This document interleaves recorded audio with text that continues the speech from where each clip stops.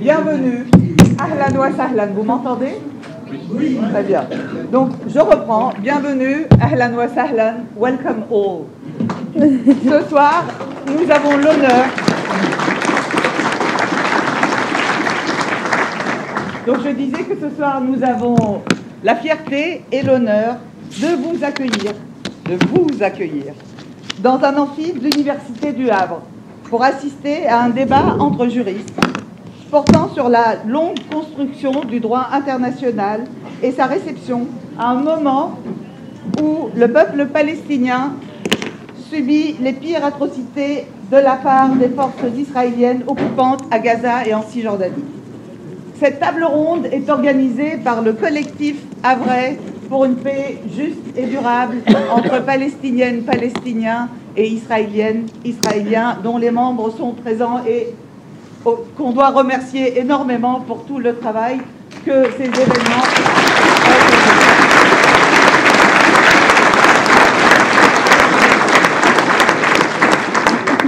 ont. En ces temps de massacres génocidaires du peuple palestinien, de crimes de guerre et de crimes contre l'humanité, le collectif a voulu commémorer la Nakba palestinienne de 1948, cet événement fondateur de l'exil et de la dépossession du peuple palestinien, en proposant un programme en 2 temps articulé autour de 3 moments forts.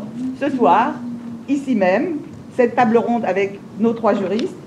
Demain, à 17h, une conférence gesticulée d'André Rosweg, porte-parole de l'Union juive française pour la paix, l'UJFP.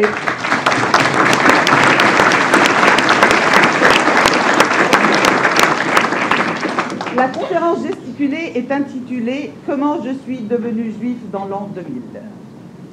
Elle sera suivie d'un repas partagé pour retrouver un peu d'humanité et sortir de la torpeur qui tous les jours nous paralyse devant les images de génocide en direct qui nous parviennent de Gaza et de Cisjordanie.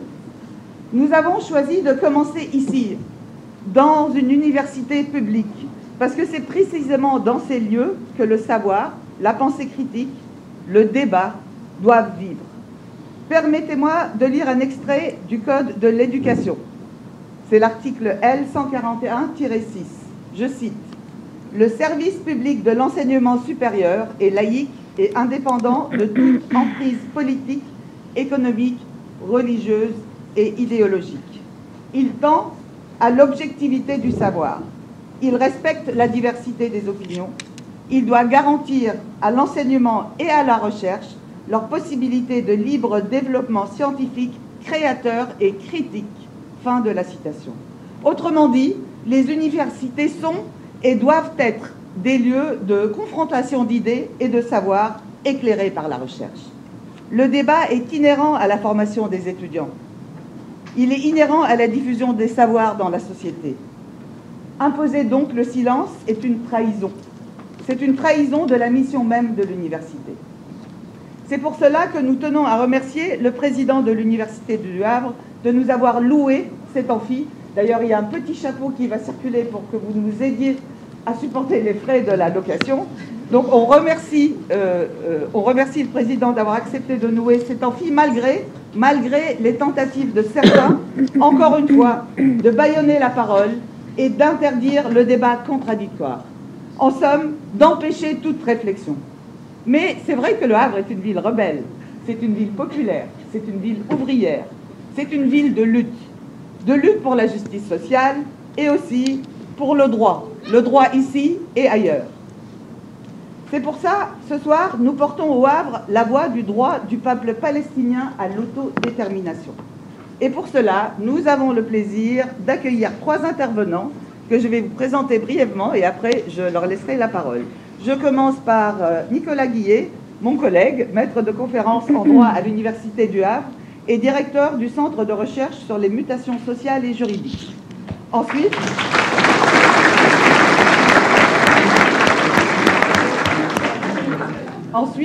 plus près de moi, Benjamin Fiorini, également maître de conférence en droit à l'Université Paris 8, secrétaire général de l'Association des juristes pour le respect du droit international, dont l'acronyme c'est JURDI, qui a mis en demeure il y a quelques jours l'Union européenne pour inaction prolongée face au risque avéré de génocide.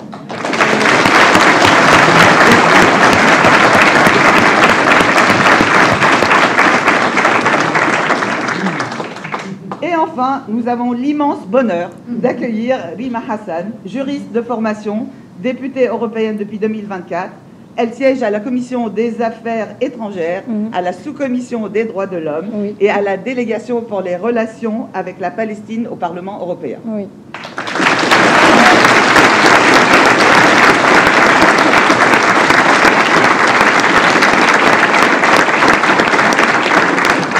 Et là, je ne peux pas ne pas faire l'éloge, en fait, de la voix que porte Rima Hassan, une voix forte, libre, indispensable, qui défend avec clarté et rigueur le droit des peuples, tous les peuples, et en particulier celui du peuple palestinien, à vivre dans la dignité, la justice et la paix.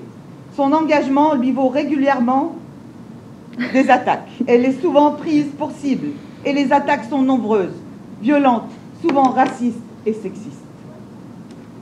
Mais elle incarne ce courage politique, et elle est là, elle est présente, elle est partout en fait, pour développer une pensée d'émancipation. Nous sommes fiers ce soir de l'écouter, de lui donner la parole ici au Havre, dans une ville qui, elle aussi, ne se résigne pas.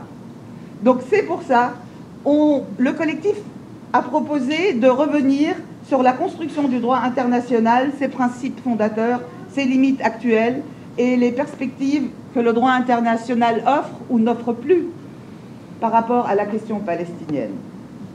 On va leur donner la parole et en fait c'est carte blanche à nos juristes pour nous parler de cette question de la Palestine. Non, la Palestine n'est pas un sujet tabou et oui, le droit international n'est pas mort, il est encore là, c'est notre seul rempart. Merci.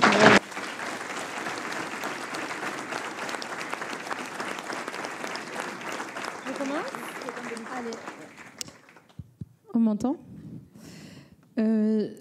Je suis assez émue de cet accueil, parce qu'effectivement, il y a peu d'espaces en ce moment dans lesquels je peux me rendre sans que ça soit une bataille à mener. Donc, demain, typiquement, je serai à Orléans, où il a fallu faire un recours, etc. Donc, c'est un peu les derniers espaces, très personnellement, qui me font encore espérer ces espaces-là,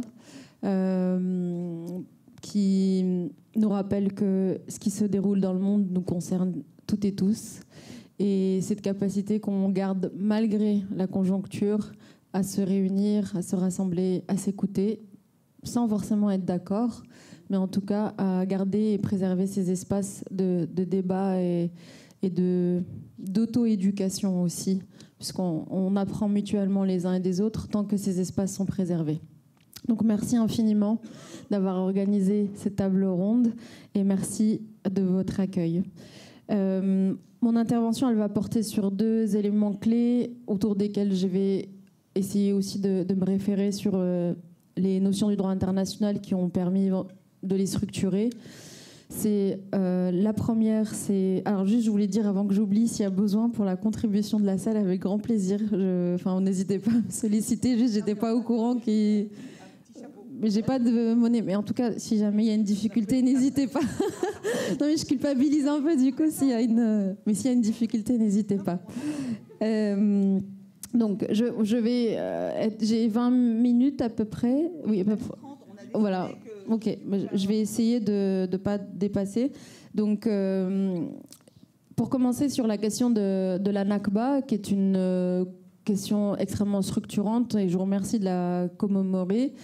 Ça fait maintenant 2 ans qu'il y a une résolution aux Nations Unies qui a, pour la première fois, en fait, reconnu les crimes qui ont été commis en 1947-48 et qui ne font plus débat, ou en tout cas qui ne sont plus censés faire débat. Donc je vais y revenir dans le détail.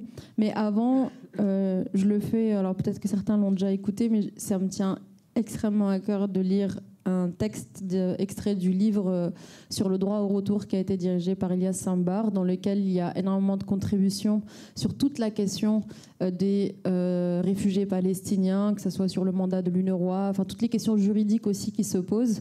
Je vous invite vraiment à le lire, ou en tout cas à le feuilleter pour celles et ceux qui ont envie de creuser un peu plus la question du droit au retour ou de la question des réfugiés palestiniens. Et je vais vous lire un tout petit extrait, parce que souvent, Moi, je suis une enfant de la Nakba. Je fais partie des Palestiniens de l'extérieur, c'est-à-dire les descendants de ceux qui ont été expulsés en 1948. Et donc, je suis née dans un des camps de réfugiés palestiniens. Et très souvent, quand on convoque cette question de la Nakba, tout au long de mon parcours, jusqu'à récemment, j'ai fait face à une très grande méconnaissance de cette question de la Nakba. Quand je disais que j'étais palestinienne, on me disait mais tu viens d'où de Palestine? Et quand je disais mais en fait je viens des camps, à noter qu'on est des millions de réfugiés palestiniens. Il y a 6 millions de réfugiés palestiniens, 30%, 33% d'entre eux qui vivent dans les camps. Ce sont les plus pauvres qui vivent dans ces camps. Eh bien, on ne comprenait pas ce que c'était les camps et on ne comprenait pas ce qu'était la Nakba. Et souvent, on convoque la Nakba comme étant un phénomène vraiment historique, figé, et puis sans se projeter véritablement sur ce qui s'est déroulé pour ces Palestiniens au moment de la Nakba. Donc, je vais vous lire un extrait pour que chacun puisse resituer et tenter de faire le lien avec ce qui se passe aujourd'hui. Et ça fera aussi le lien avec ce que je vais dérouler par la suite, c'est-à-dire le concept de Nakba continue, qui est beaucoup porté par l'historien israélien aussi Ilan Pappé, qui explique que la Nakba, justement, n'est pas un fait historique figé ou isolé, c'est un nettoyage ethnique qui a commencé en 1948 et qui ne s'est jamais arrêté. Les témoignages des soldats israéliens présents sur les lieux des atrocités et qui avaient participé à l'assaut au sein du 89e bataillon commandés par Moshe Dayan sont unanimes. Les troupes de l'armée israélienne envahirent le village et entreprirent de liquider les civils, jetant leurs victimes dans des fosses. Ils tuèrent les enfants à coups de bâton sur la tête. Pas une maison ne fut épargnée. Les survivants furent alors enfermés dans des maisons sans eau ni nourriture, alors que le village était rasé. Un commandant ordonna à un sapeur de mettre 2 vieilles femmes dans une des maisons et fit sauter la maison avec les 2 femmes. Un soldat se vantant d'avoir violé une femme, puis de l'avoir tuée. Une femme, avec son nouveau-né dans les bras, fut prise pour nettoyer la cour où les soldats mangeaient. Elle travailla 1 jour ou 2, puis ils la tuèrent avec son bébé. Plusieurs documents attestent que ces atrocités furent commises dans le village et aux alentours, y compris dans la mosquée et dans une grotte voisine qui avait fait sauter des maisons dans lesquelles des vieillards avaient été enfermés et qu'il y avait eu plusieurs cas de viol suivis d'assassinats. La Nakba, dans le détail, là vous avez des témoignages s'agissant d'un village. La Nakba, donc qui veut dire la catastrophe en arabe, et c'est 532 villages qui ont été détruits ou totalement rasés en Palestine historique. Et c'est l'expulsion de 750 000 à 800 000 Palestiniens, ce qui est très important de l'avoir en tête, ce qui représente plus de la moitié du peuple palestinien de l'époque, puisqu'à l'époque, le peuple palestinien représentait 1,4 million. Et donc, c'est véritablement un nettoyage ethnique dans toute sa dimension, au regard à la fois de la gravité et de la violence des crimes qui ont été commis, et ensuite au regard de la proportion de la population concernée, donc qui, encore une fois, concernait quasiment plus de la moitié du peuple palestinien. La Nakba, elle va donner lieu à des mouvements, à des déplacements à l'intérieur même de la Palestine historique. Donc là, typiquement, c'est marrant parce que ce matin, début d'après-midi, j'étais en interview avec Ilan Pappé, justement, et il disait qu'on ne pouvait pas comprendre ce qui se déroulait à Gaza si on ne comprend pas ce qui a été la Nakba. Et à juste titre, puisque la population gazaoui dont tout le monde parle actuellement est composée à une grande majorité, minimum de 70%. Certains vont jusqu'à dire que c'est pas loin de 80%. Mais ce qui est sûr, c'est une écrasante majorité de la population dite gazaoui est une population déplacée pendant la Nakba. Et c'est d'autant plus important pour le comprendre que si on ne fait pas le lien avec la Nakba pour ce qui se passe à Gaza, on ne comprend pas non plus ce qui a été... on va le dire comme ça, à la propagande du Hamas après les attaques du 7, ce qui a été un peu analysé dans les pays anglo-saxons, mais pas du tout dans les pays français, enfin les pays francophones, mais en France, où nous avons des commanditaires des attaques du 7. Bon, je le dis parce que sinon je vais encore me prendre des... Expliquer n'est pas justifié, d'accord ? Avant que je me prenne des... Mais c'est très important de le comprendre, et c'est tout le propos justement de Ilan Pappé également sur ce sujet, c'est qu'il dit on ne peut pas comprendre ce qui s'est passé le 7 octobre, ni même ce qui se déroule actuellement, si on ne revient pas à cette question de la Nakba. Toute la population réfugiée qui est dans la bande de Gaza, elle vient des localités qui sont en Israël aujourd'hui et qui sont pas très loin, pas très éloigné en réalité de la bande de Gaza. Il y a des cartes qui ont été faites qui resituent notamment les différentes origines des populations de Gaza et qui sont bien souvent voilà, un peu, qui entourent un peu la bande de Gaza et qui se trouvent en fait sur le territoire actuel de l'État d'Israël. Et les territoires qui ont été occupés par la suite en 67, où Israël a gagné encore des bouts de territoire, où les territoires palestiniens ont été là aussi réduits par rapport à 1948, et où des kibboutz ont été installés, eh bien, des populations palestiniennes ont de nouveau été expulsées pendant la guerre de 67. C'est de nouveau 300 000 Palestiniens, en plus de ceux de la Nakba, qui ont également été chassés et expulsés ou déplacés. Et donc, ce qui est intéressant, c'est que pour la propagande du Hamas qui a été faite après le 7 octobre, il parlait de territoires libérés. C'est-à-dire que le fait pour eux de pouvoir accéder à ces territoires, la perception qui est celle des populations de Gaza, là je vous parle de 7, mais je vais vous parler de d'autres événements qui ont été largement invisibilisés et qui pour moi, je pense, ont été beaucoup plus constructifs et qui, malheureusement, c'est aussi notre responsabilité. Nous avons tous fermé les yeux au moment où les Palestiniens essayaient aussi de tirer la sonnette d'alarme sur ce qui se passait à Gaza.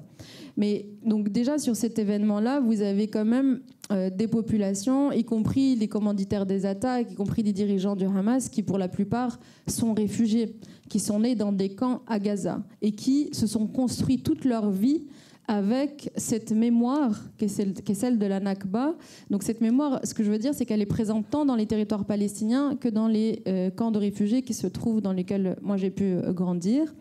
Et pourquoi je termine juste sur cet élément-là, pourquoi on ne peut pas comprendre ce qui se passe à Gaza si on ne comprend pas la Nakba. En 2018, il y a eu une grande marche du retour qui a été organisée par les Palestiniens, qui était une marche massive. Vous pourrez regarder, il y a plusieurs papiers, y compris d'Amnesty International et des rapports d'ONG sur la répression de cette marche. C'est une marche qui s'est faite sans aucune arme. C'est une marche qui s'est organisée de manière totalement pacifique, qui a mobilisé des milliers et des milliers de Palestiniens, de Palestiniennes. Et la réponse des autorités israéliennes, donc ils l'ont appelée la marche du retour. Pourquoi ? Précisément parce que je viens de vous dire que la population qui est à Gaza, en grande majorité, sa revendication politique ne se limite pas à dire fin du blocus ou voilà, on veut simplement que l'État d'Israël lève ce blocus et qu'on en termine avec l'occupation. Il y a aussi des revendications politiques sur le droit au retour à l'intérieur même des territoires d'Israël, Palestine. Je veux dire, en dehors de la question du retour pour les Palestiniens qui sont au Liban, en Jordanie et en Syrie, il y a aussi des revendications de retour pour les Palestiniens qui ont été déplacés à l'intérieur de la Palestine. Et donc, cette marche qui s'est déroulée en 2018, elle a été réprimée. Je n'ai même pas les mots pour vous dire le cynisme avec lequel Israël a réprimé. Vous savez, la réponse d'Israël, ça a été quoi pour cette marche ? De manière délibérée, ça a été de tirer dans les genoux. Et donc, il y a tellement eu d'amputations que des équipes de football ont été créées ensuite. Tant il y a eu de jeunes hommes qui ont été amputés d'une jambe ou de deux jambes. Et le message envoyé aux Palestiniens, ça a été de dire vous ne pourrez plus marcher. Vous voulez marcher jusqu'à vos villages, vous voulez rentrer et rentrer de là où vous venez. La réponse de l'armée israélienne, ça a été en fait physiquement de les empêcher de marcher. Donc c'était d'une violence inouïe. Je vous invite vraiment à regarder ce qui s'est passé pour cette marche-là.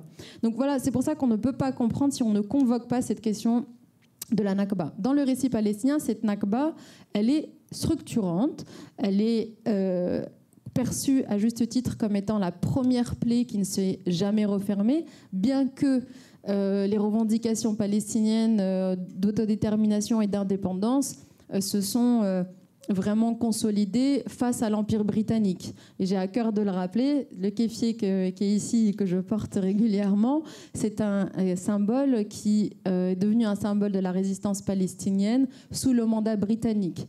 C'est un tissu qui était porté essentiellement par des paysans et qui ensuite a été utilisé par les combattants pour se camoufler le visage. Et donc, il y a eu un appel qui a été fait par les Palestiniens pour collectivement le porter, pour permettre aux combattants de mieux se dissimuler et éviter qu'ils soient facilement arrêtés par les Britanniques.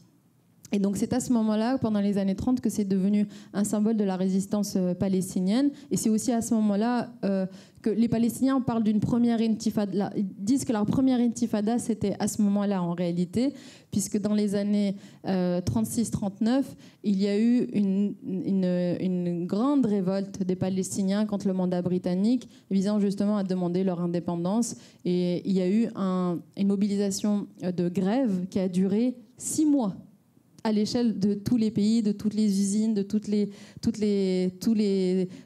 entreprises qui étaient présentes. Donc tous les travailleurs se sont mobilisés plus de 6 mois. Et ça a été là aussi très réprimé, très violemment réprimé par l'empire colonial britannique. Sur la Nakba, alors comment ça s'articule la question du droit international autour de cette Nakba? Donc il faut bien aussi resituer que les Nations Unies se sont constituées dans une époque qui est celle de la colonialité du monde. Ça, on peut pas l'occulter. Le partage de la Palestine est un exemple criant des rapports de domination qu'il peut y avoir dans cette communauté internationale et du poids qui est celui de certains pays versus des autres pays ou des nations qui ont été décolonisées ultérieurement. Et donc le partage de la Palestine est un exemple qui est assez criant de le contexte dans lequel cette communauté internationale s'est constituée avant qu'elle soit pleinement une communauté internationale. Parce que moi j'ai à cœur aussi de rappeler que le partage de la Palestine, qui est souvent convoqué par certains, il faut rappeler que c'est une trentaine d'États à l'époque. Donc trentaine d'États, on ne peut pas parler de communauté internationale. Et quand on regarde les États qui ont porté ce projet de partage de la Palestine, premièrement, il n'a pas été fait avec l'accord des Palestiniens. Et deuxièmement, il a été fait au moment où beaucoup de pays à travers le monde étaient encore colonisés, n'avaient pas encore de voix au sein de la communauté internationale. Donc, au début, disons que les Palestiniens se voient lésés avec cette Nakba, avec cette question du partage du territoire, dans un monde qui est plutôt en leur défaveur, qui est plutôt un monde dominé par la question de la colonisation, qui est plutôt dominé par les puissances coloniales, par les empires coloniaux. Et d'ailleurs, c'est intéressant parce que toute la propagande sioniste à cet égard consiste à dire que le mouvement sioniste, en fait, est un mouvement de libération, d'émancipation, et que sa lutte s'inscrit dans les luttes d'indépendance. Parce que les milices sionistes notamment, qui se sont implantées en Palestine, ont fini par se retourner, bien qu'elles aient été entraînées et armées initialement par les puissances occidentales et surtout par l'Empire britannique en Palestine, qui a encouragé l'immigration juive en Palestine, et ces milices sionistes ont été armées et soutenues et même entraînées. Et bien ensuite, le mouvement sioniste s'est retourné contre les Britanniques Et il y a eu, à ce moment-là, il faut le nommer comme ça, hein, et les historiens le nomment comme ça, il y a eu véritablement des attaques et un recours à un mode opératoire qui est un mode opératoire terroriste. Hein. Il y a eu des attaques à la bombe, il y a eu un rapporteur, j'ai oublié son nom, un rapporteur... un rapporteur spécial qui était envoyé pour justement penser la question déjà de la cohabitation et qui a été assassiné par les milices sionistes. Donc, la propagande sioniste aujourd'hui présente ces événements, l'affrontement entre l'ancien empire britannique, l'empire britannique et les milices sionistes comme étant une guerre de libération. Mais c'est véritablement une propagande coloniale. En réalité, pour les Palestiniens, c'est une puissance coloniale qui a succédé à une autre. En tout cas, si on est honnête d'un point de vue historique, les Britanniques sont partis et l'entreprise coloniale s'est poursuivie, mais sous une autre idéologie politique qui est celle du sionisme, mais sous d'autres ambitions. Là, en l'occurrence, l'ambition qui est celle de la colonisation de peuplement. Ce qui n'était pas le cas sous le mandat britannique. Donc, initialement, on est plutôt dans un monde qui est en défaveur, en réalité, hein, du vécu des Palestiniens, bien qu'on a, dès le début, au moment où il y a la Nakba, on a des résolutions des Nations Unies sur la question du droit au retour, qui est toujours convoquée, par ailleurs, la résolution 194, qui est toujours convoquée par les réfugiés palestiniens. Hier, j'étais à Berlin pour la commémoration de la Nakba. Beaucoup ont fait référence à cette résolution. Elle est souvent convoquée par les Palestiniens eux-mêmes comme étant la consécration effectivement de leur droit au retour en Palestine. Et ce texte prévoit également des mécanismes, la question de l'indemnisation et de la réparation pour celles et ceux qui auraient perdu effectivement et qui ont perdu des biens ou dont le préjudice est reconnu. Donc on est vraiment dans cette conjoncture-là, c'est-à-dire dans un monde qui est dominé par l'héritage des puissances occidentales qui étaient pour la plupart des empires coloniaux, mais en même temps on a aussi une prise en charge aussi des réfugiés palestiniens avec la création de l'UNRWA, donc l'agence, vous avez dû en entendre parler, mais l'agence onusienne qui est mandatée pour prendre en charge les réfugiés palestiniens. Alors attention, parce que cette agence ne délivre pas de protection, elle n'a pas de mandat de protection à l'endroit des réfugiés palestiniens, au Liban, en Syrie, en Jordanie, y compris sur le territoire, mais elle a surtout un mandat d'assistance, que ce soit en matière d'éducation, de santé, ou de distribution alimentaire, etc. Donc, la question la question du droit international, en fait, l'impuissance ou la faille de ce socle qui va un peu se constituer post-Seconde Guerre mondiale au sein de la communauté internationale et qui va un peu souder la question palestinienne, il va très, très, très vite être très défaillant et très limitant. Donc l'exemple le plus criant, c'est quand même ces fameuses résolutions qui ont plus de 77 ans aujourd'hui et qui n'ont jamais été véritablement appliquées. Bien qu'il y ait eu énormément de tentatives, il y a des experts palestiniens et autres qui ont travaillé sur la question de l'indemnisation, qui ont chiffré combien de terres des Palestiniens ont perdu, qui ont chiffré combien on pouvait évaluer leur préjudice, et ça dès les années 50. Mais on a eu affaire à un État qui est un État colonial depuis sa création. Si à un moment donné, si on ne pose pas les termes, on va continuer à passer à côté de ce qui est fondamental dans cette question, c'est la question de la colonisation et du rapport posé par les Israéliens aux Palestiniens.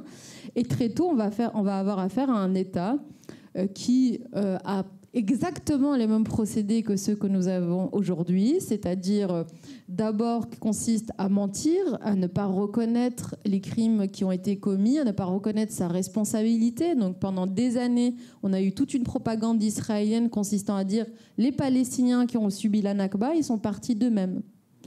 Ou bien ils sont partis à l'appel des États arabes.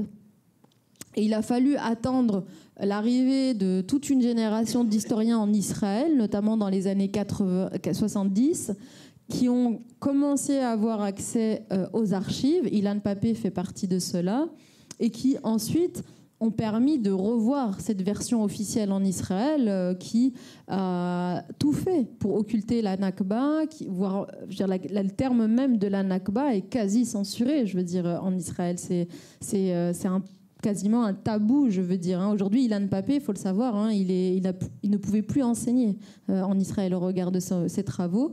Et il est exilé. Aujourd'hui, l'ironie du sort, c'est qu'il était parti en Israël, lui, les fils de rescapés allemands, de juifs allemands qui ont été persécutés durant l'Holocauste.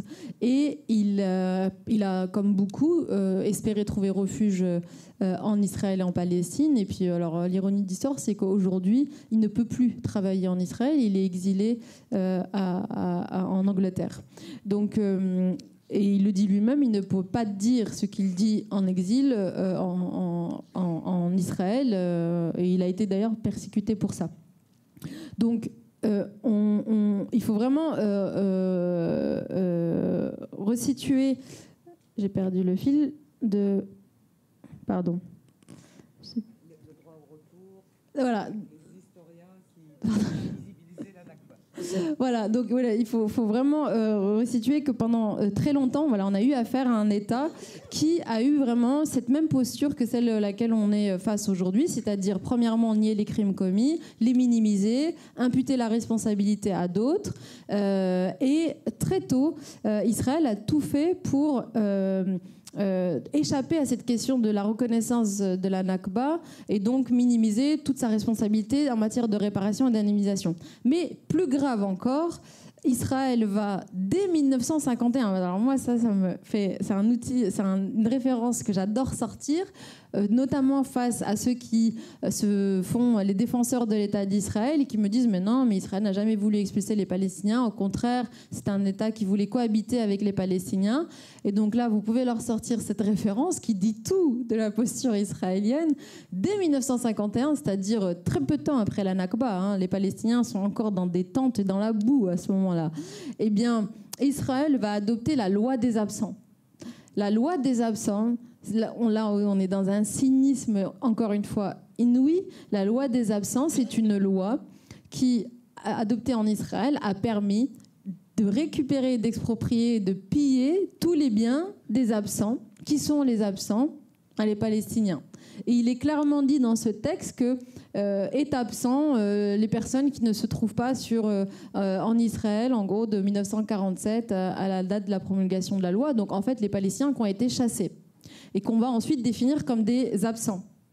Donc, c'est vous dire le cynisme. Et donc, tous les biens qui ont été, une grande partie des biens qui appartenaient aux Palestiniens et qui ont été chassés, eh bien, ont été récupérés par l'État d'Israël. Et à ce jour, les Palestiniens n'ont obtenu aucune réparation, aucune indemnisation et aucun droit au retour sur leur terre. Donc, dès le début, si vous voulez, on a affaire à des résolutions des Nations Unies qui, certes, sont assez claires en termes et assez explicites sur les droits du peuple palestinien. Et je crois que la force aussi des Palestiniens, c'est qu'ils se sont toujours reposés sur ces outils-là, ou en tout cas ont toujours essayé de convoquer les outils existants pour revendiquer leurs droits. Je vous le disais hier à Berlin, j'étais essentiel. Enfin, il y a une grande diaspora palestinienne à Berlin qui est une diaspora faite de réfugiés, hein, des gens qui viennent des camps de Syrie ou de Liban pour beaucoup, et qui convoque cette résolution des Nations Unies qui se réfère encore à ces outils. Mais c'est l'effectivité, encore une fois, de ces dispositifs, de ces dispositions qui est questionnée. Et à juste titre, on pourrait, avec tout ce qui se passe depuis 77 ans, questionner la pertinence de ces instruments. Et ce qui est intéressant aussi, ça c'est un débat plus large, c'est que je trouve que la question palestinienne nous invite presque à repenser l'ONU dans ce qu'elle a dans les failles qu'elle a en fait aujourd'hui et qu'on est en train de voir toutes et tous. je fais le lien avec maintenant le concept de Nakba continu. Donc, la question de Nakba continu, comme je vous le disais, c'est un concept qui est convoqué ces dernières années, pas que par les Palestiniens, y compris par des historiens comme Ilan Pappé et d'autres, visant à dire, en fait, la Nakba, il faut arrêter de la situer en 1948, et comme quelque chose qui est vraiment figé à ce moment-là, mais la resituer justement dans tout le vécu du peuple palestinien, qui a débuté en 1948, en tout cas avec Israël, hein, parce que comme je vous le disais, il y a d'autres références de résistance et de mobilisation du peuple palestinien, mais vis-à-vis des Britanniques. Mais si on se réfère uniquement au moment de la création de l'État d'Israël, on a cette Nakba qui débute, et en réalité, aujourd'hui, ce qui se développe en plus, c'est l'idée de dire que les exactions qui ont été commises et l'intention qui est celle de procéder à un nettoyage ethnique de la Palestine historique ne s'est jamais arrêtée, et elle se matérialise aujourd'hui de différentes manières, avec le génocide aujourd'hui à Gaza et également une colonisation, une annexion des territoires en Cisjordanie. Mais l'intention, on parle de Nakba continue pour resituer la question de l'intention. L'intention israélienne vis-à-vis des Palestiniens n'a pas évolué de 1948 à aujourd'hui. Et il faut vraiment déconstruire aussi la question de la gauche israélienne qui serait éventuellement un allié ou sur laquelle on pourrait se reposer. Je crois que c'est une mauvaise lecture. Je crois qu'en Israël, le débat sur la gauche et la droite est pertinent pour la société israélienne. C'est-à-dire qu'il est significatif en termes d'impact pour la société israélienne. Mais pour les Palestiniens, si je vous cite par exemple Golda Meir, qui est une figure de la gauche israélienne, elle a dit exactement les mêmes termes que Smotrich, qui est aujourd'hui au gouvernement et qui est à l'extrême droite de l'échiquier politique en Israël. En 67, quand elle est interviewée, Golda Meir, et qu'on lui demande la question de la restitution des territoires occupés, elle répond: je ne vois pas à qui rendre les territoires palestiniens, puisque le peuple palestinien n'existe pas, il n'y a personne à qui rendre les terres. Ces mots sont exactement les mêmes que ceux qui sont utilisés par Smotrich aujourd'hui, qui est à l'extrême droite, qui dit il n'y a pas de peuple palestinien, cette identité n'existe pas. Et si vous voulez, cette négation de l'identité palestinienne qui a toujours existé dans la parole politique israélienne, à gauche comme à droite, c'est le prémisse du nettoyage ethnique et du génocide. C'est précisément parce qu'on ancre dans les esprits qu'en fond, il n'y a pas de peuple palestinien et que donc il n'y a pas d'identité palestinienne et qu'il n'y a pas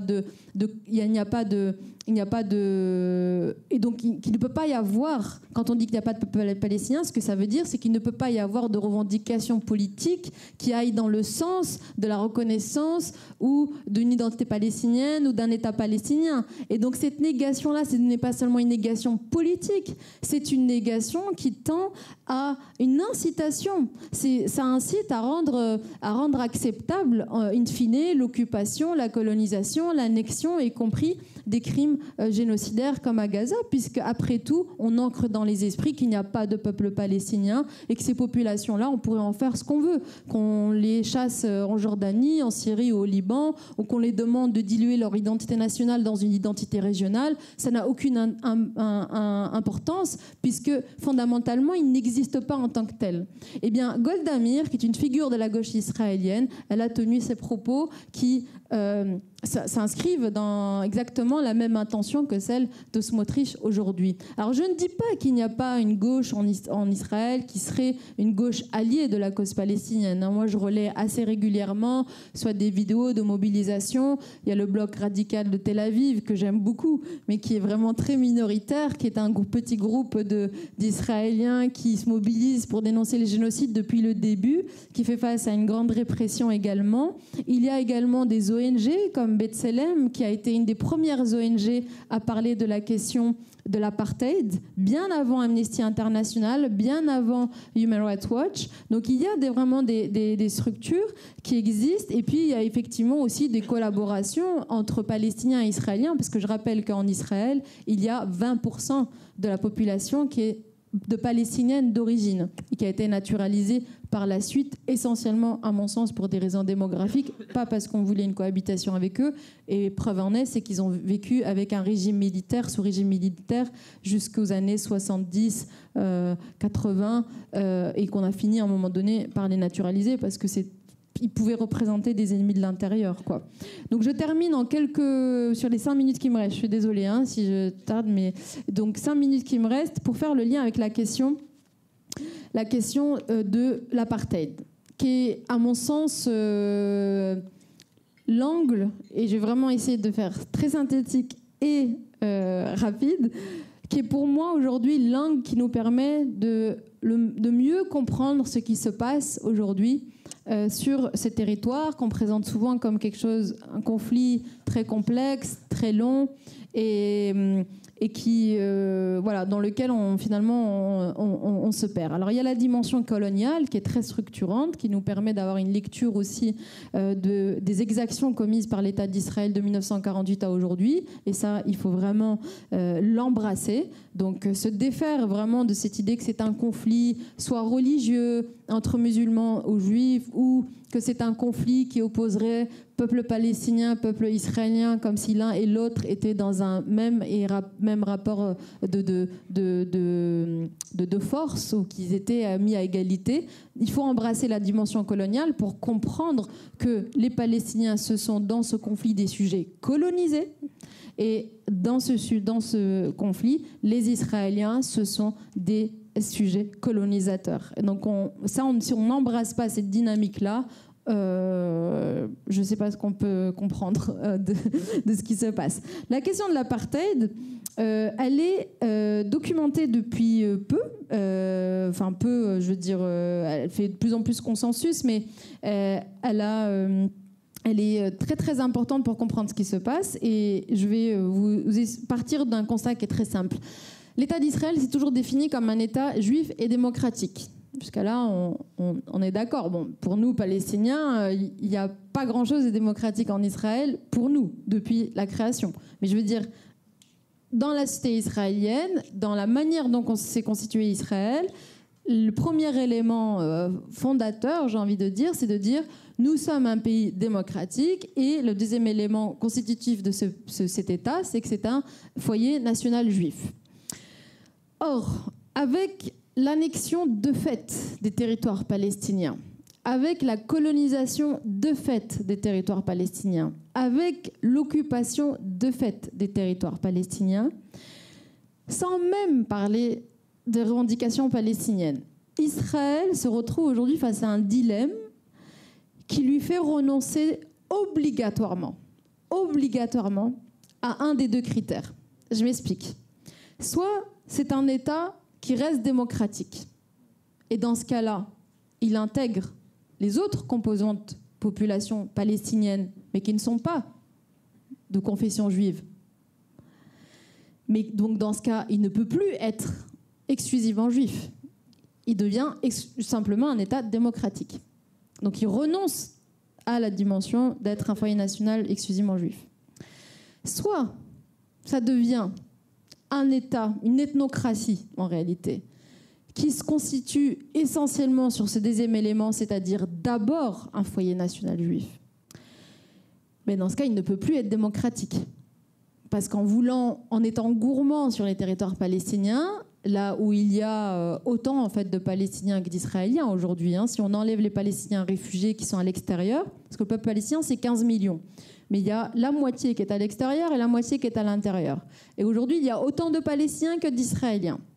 Donc, soit effectivement, il veut être gourmand avec les territoires palestiniens, et c'est ce qui se passe aujourd'hui depuis des décennies, mais dans ce cas-là, Israël ne peut plus être démocratique.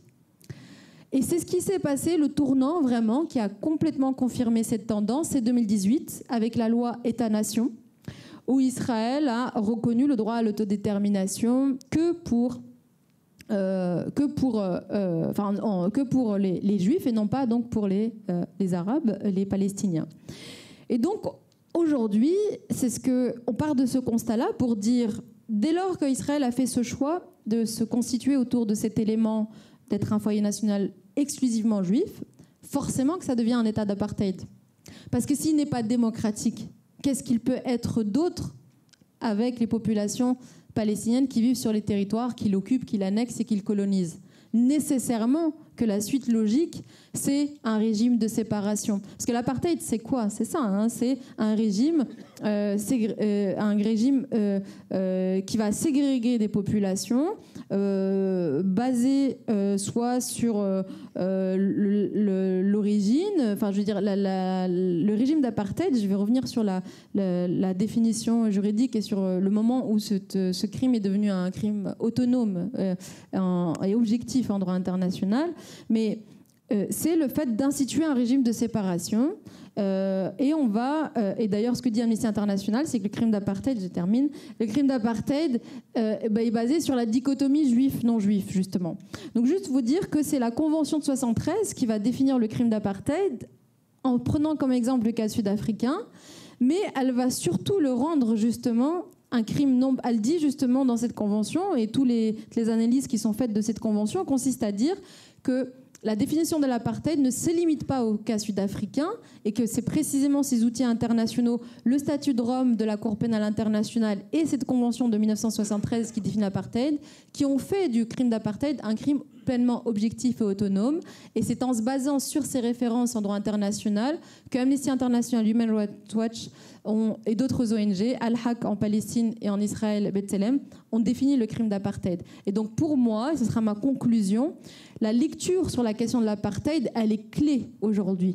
Parce qu'il faut vraiment être naïf pour penser qu'on va pouvoir encore avoir deux États. Je peux comprendre que politiquement, certains le revendiquent parce que c'est les résolutions des Nations Unies et qu'on veut les respecter. Mais en termes d'avancée vers l'avenir, ce n'est plus possible. Il y a 20% de la population israélienne qui est palestinienne d'origine. Il y a 1 million de colons israéliens sur les territoires palestiniens. Et l'enjeu aujourd'hui, en réalité, c'est pas de savoir où est-ce qu'on va placer la frontière entre Israéliens et Palestiniens. C'est fini. Ils sont déjà mélangés, ces populations. La question, c'est l'égalité de droit. La libération aujourd'hui, c'est la liberté de circulation, la liberté d'installation, le droit au retour des Palestiniens et l'égalité de droit entre Israéliens et Palestiniens sur toute la Palestine historique mandataire.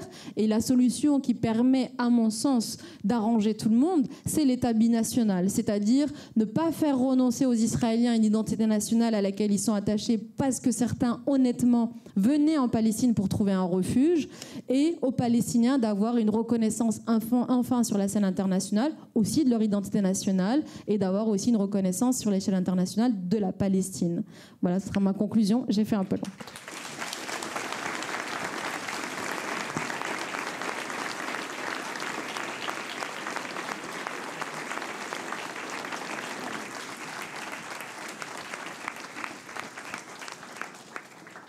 Merci beaucoup Rima Hassan pour cette belle intervention. Je ne vais pas faire de commentaires et je vais passer tout de suite le micro à Benjamin Fiorini. Est-ce que je vais laisser du temps pour les questions avec la salle ? Oui, je suis désolée. Eh bien, merci beaucoup déjà à vous tous d'être si nombreux. Ça fait très longtemps que je n'avais pas donné une intervention en ce qui me concerne devant un amphi aussi nombreux. Mon dernier cours, c'était un cours de droit fiscal, il faut dire que ça attire un petit peu moins les foules. Très aimé aussi d'être en votre présence parce que vous êtes pour moi et je pense pour beaucoup de juristes en droit international une référence, et la manière dont vous portez ce combat et ce combat que vous portez, c'est quelque chose de très inspirant. Donc merci pour ça.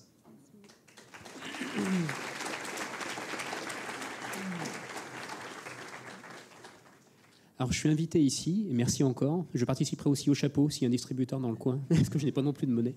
Je suis ici en tant que secrétaire général d'une association qui a été créée récemment, qu'on a créée en juin 2024, donc il y a un peu moins d'un an, qui s'appelle Jurdi, donc Jurdi pour Juristes pour le respect du droit international. Et l'objet social que nous nous sommes donné en tant qu'association, association qui est composée de professeurs de droit, d'avocats, de magistrats éminents, c'est de défendre, de faire respecter, d'essayer de faire respecter le droit international dans le cadre du conflit israélo-palestinien.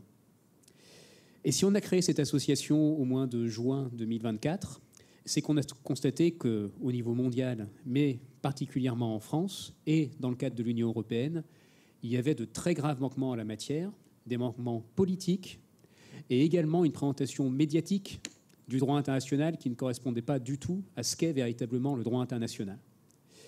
Et dans le cadre de cette association, on essaye de tout mettre en œuvre à la fois pour faire montre de pédagogie sur ces questions, c'est-à-dire d'expliquer finalement les règles de droit international, d'expliquer certains termes juridiques qui ont un sens bien précis. Je vais revenir tout à l'heure sur le sens du mot génocide, par exemple. On pourrait parler du terme légitime défense, qui ont été totalement dévoyés en lien avec une propagande israélienne extrêmement puissante et qui a des relèves médiatiques très forts dans notre pays.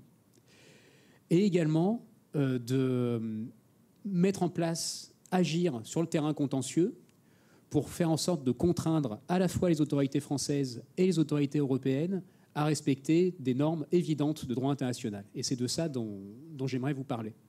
Mais pour vous en parler, je dois justement faire un premier détour par ce terme de génocide.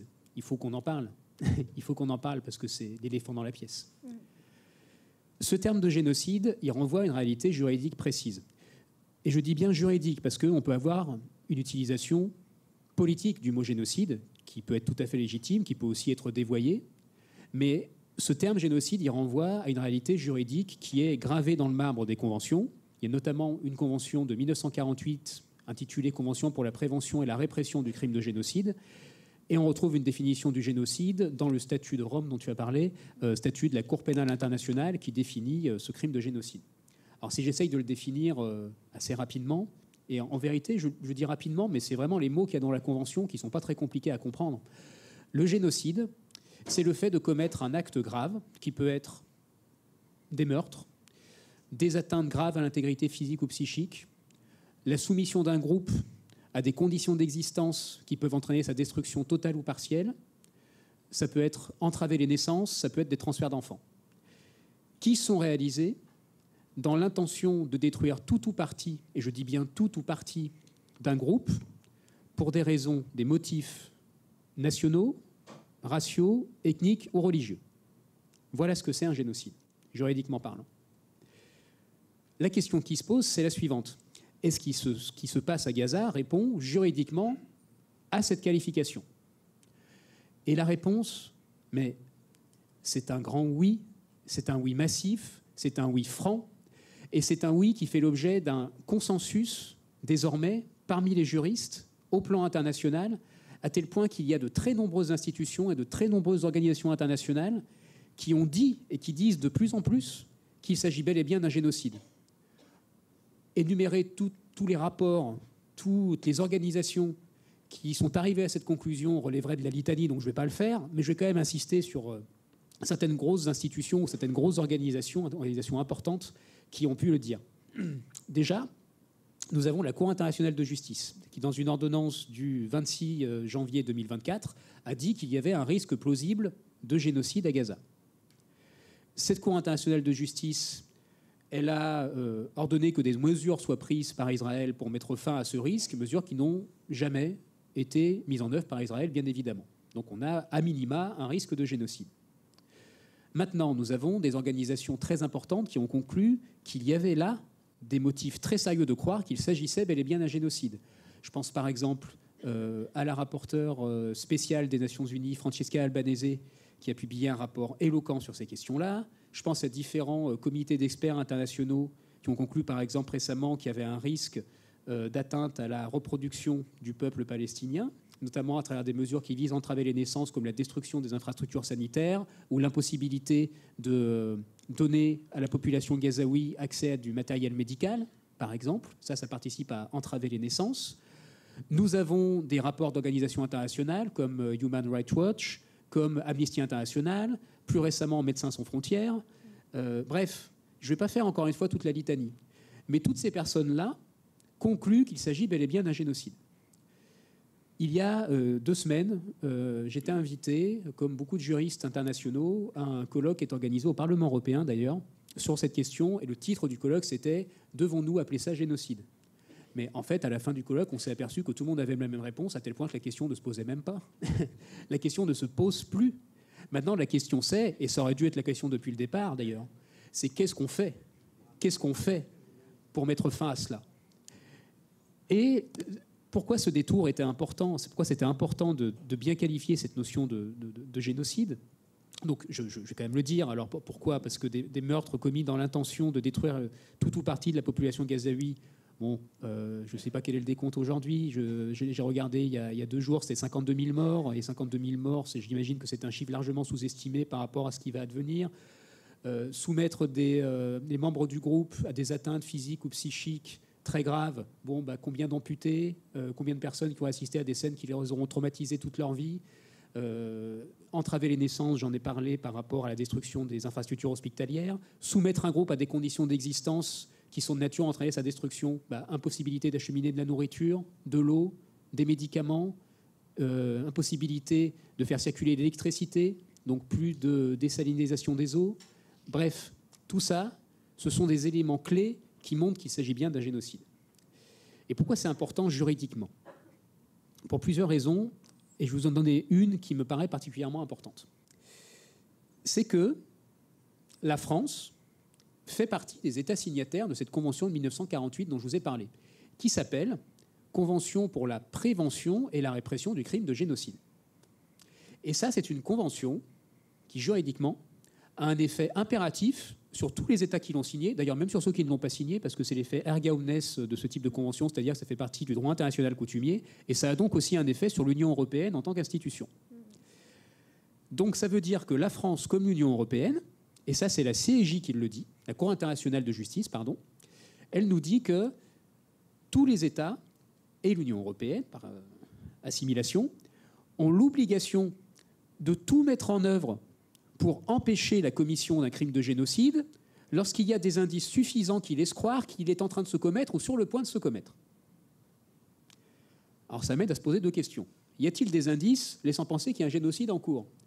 Il me semble avoir fait la démonstration que oui. La France et l'Union européenne ont-elles agi? Il me semble que tous les jours, on a la démonstration que non. Et ça pose un énorme problème. Ça renvoie à une déclaration qui a été faite il y a 3 jours ou 4 jours, je crois, par notre président de la République, Emmanuel Macron. Alors, vous avez remarqué d'ailleurs qu'il y avait un petit changement de ton du côté d'Emmanuel Macron depuis son séjour en Égypte, où, à l'issue de ce séjour en Égypte, vous savez qu'il a annoncé que dans des conditions très particulières, la France pourrait reconnaître l'État de Palestine.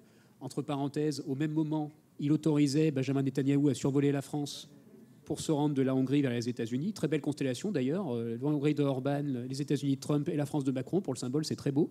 Et surtout, en violation manifeste, j'en reparlerai après, du statut de Rome, je vous dirai pourquoi. Bon, on n'est pas une contradiction près, vous me direz, c'est le en même temps. Hein. Sauf que le en même temps, ça devient parfois tellement ridicule que ça se voit comme le nez au milieu de la figure. Et il a dit que ce que faisait Benjamin Netanyahou actuellement à Gaza était honteux. Alors ça, c'est très bien, ok. Ça, on partage le terme, pas de problème. On pourra aller plus loin, hein, mais on partage le terme honteux quand même. Mais après, quand on l'a questionné sur le point de savoir si lui, il considérait que c'était un génocide qui se jouait à Gaza, il a dit « ça, c'est une question que je renvoie aux historiens ».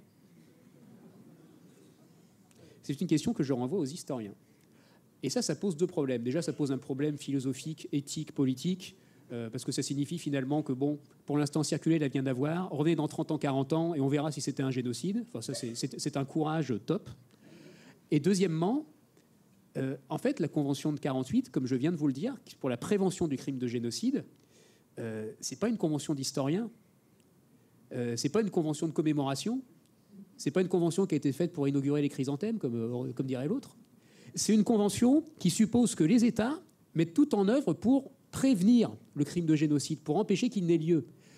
Et en bonne intelligence, pour prévenir un crime de génocide, pour empêcher qu'il ait lieu, ça suppose nécessairement de se poser la question de est-ce qu'il est en train de se commettre maintenant? Pas dans 40 ans. Est-ce qu'il est en train de se commettre maintenant?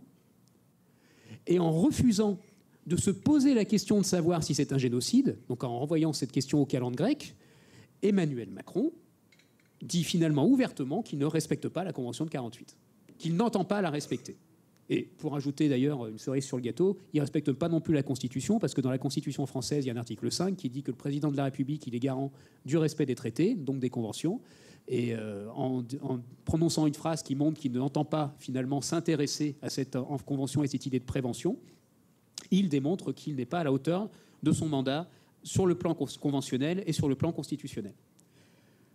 Alors nous, au niveau de notre association, justement, par rapport à cette question-là, ce qu'on a fait, c'est qu'on a envoyé aux autorités françaises, donc à Emmanuel Macron, au Premier ministre au pluriel, parce qu'ils se sont pas mal enchaînés, vous avez vu ces derniers temps avec un casting de choix, on a envoyé plusieurs courriers et on n'a pas eu de réponse, bien évidemment. Donc ce que nous avons fait, c'est que nous avons envoyé une lettre de mise en demeure, on en a un petit peu parlé dans la presse, en demandant à ce que la France respecte son obligation de prévention du génocide et qu'on nous donne la liste des mesures qui ont été prises pour justement que la France participe à la prévention de ce crime. Alors pour l'instant, on n'a pas reçu de réponse, mais probablement parce qu'on recevrait une feuille blanche, parce qu'il n'y a pas eu justement d'action menée en ce sens-là. Mais nous, on en a plein à proposer. Hein. Y a-t-il eu des mesures diplomatiques? Non. Et y a-t-il eu des sanctions économiques? Non. Y a-t-il eu des sanctions individuelles ciblées, par exemple, contre des dignitaires israéliens, comme on a pu le faire pour la Russie, à juste titre? Non. Y a-t-il eu des mesures économiques? Vous savez que la Russie, par exemple, a été exclue du système SWIFT pour ce qui a mis en difficulté son économie. Non. Bon, à force de cocher que des noms, on finit par se dire qu'il n'y a eu aucune action entreprise. Donc nous, on demande la preuve qu'il y a eu des actions entreprises. On sait d'ailleurs qu'on ne l'aura pas. On pourrait aussi parler des livraisons d'armes ou du fait que la France sert de point de passage pour la livraison de certaines armes. Eh bien, nous attendons. Et à l'expiration d'un délai de 2 mois, nous assignerons la France devant les tribunaux administratifs pour non-respect de la Convention 1948 sur la prévention du crime de génocide.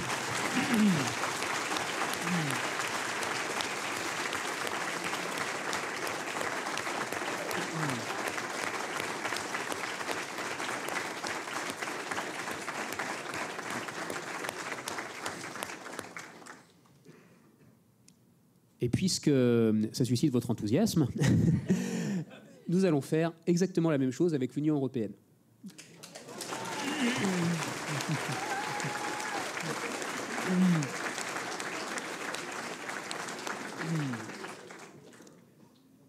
Voilà pour ce volet.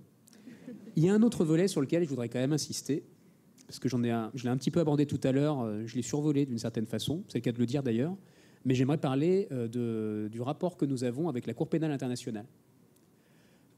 La Cour pénale internationale, ça n'a jamais été une évidence. C'est ce qu'on apprend en fait quand on fait du droit international. On apprend un peu comment s'est constituée la CPI. On voit que c'est le fruit d'une très longue évolution. On voit que c'est un système très imparfait. D'ailleurs, la CPI fait l'objet de nombreuses critiques très légitimes du fait qu'elle s'est souvent intéressée très longtemps exclusivement à des affaires africaines, ce qui lui fait revêtir quelquefois les oripeaux d'une sorte de juridiction néocoloniale. Donc il ne faut pas l'oublier ça. Il ne faut pas oublier les critiques qu'on a adressées à la CPI. On ne doit pas les renier. Mais par contre, il faut reconnaître qu'elle a eu un certain courage en émettant des mandats d'arrêt contre Benjamin Netanyahou et Yoav Gallant, ancien ministre des Armées d'Israël, pour, alors non pas génocide, ça nous le regrettons et nous espérons que ça changera un jour, mais pour crime contre l'humanité et crime de guerre. Ce qui n'est déjà pas rien. Un crime contre l'humanité, convenons-en que ce n'est pas rien, symboliquement et pratiquement. Cette convention, ce statut de Rome, pardon, la France a pas mal poussé pour son adoption en vérité. Enfin, elle a fait partie en tout cas des pays qui ont entendu promouvoir l'action de la Cour pénale internationale en considérant qu'elle permettait de garantir qu'il n'y ait pas d'impunité des grands chefs de guerre ou des grands dirigeants de pays qui sont à l'instigation de crimes de guerre, crimes contre l'humanité, génocide, crimes d'agression. Mais là, le positionnement de la France par rapport à la CPI dans cette affaire pose de nombreux problèmes. Le 21 novembre 2024, la CPI émet ses mandats d'arrêt. Dans un premier temps, on n'a pas de réaction du Quai d'Orsay, ou alors des réactions un petit peu bizarres, où, bon, il ne savait pas trop ce qu'il devait dire, mais il savait qu'il devait dire quelque chose, donc il bafouillait des trucs, mais ça n'avait pas forcément grand sens juridiquement parlant. Et quelques jours après, de mémoire, c'est le 26 novembre, c'est peut-être le 27, mais peu importe, on a un communiqué du Quai d'Orsay qui nous dit « La France respectera et concourra à l'action de la CPI, mais Benjamin Netanyahou et Yoav Gallant pourront bénéficier d'une immunité. » Et alors là, ça pose toute une série de problèmes. Alors, le premier problème que ça pose, c'est qu'en fait, il est inscrit noir sur blanc dans le statut de Rome que pour les dirigeants, alors que ce soit les chefs d'État ou les chefs de gouvernement, et que Benjamin Netanyahou, en tant que Premier ministre, est un chef de gouvernement, il n'y a pas d'immunité. Et c'est même le principe de la CPI, c'est qu'il n'y a pas d'immunité. Ça fait partie des quelques grands principes qui ont été érigés d'ailleurs juste après le tribunal de Nuremberg. Ça fait partie de ce qu'on appelle les principes de Nuremberg. Il n'y a pas d'immunité pour les dirigeants, sans quoi l'action de la CPI d'ailleurs ne servirait pas à grand-chose. Donc ça, c'est un premier problème. En plus, le fait que cette immunité soit invoquée, c'est particulièrement savoureux parce que un mois plus tôt, il y avait Vladimir Poutine qui avait fait un déplacement en Mongolie.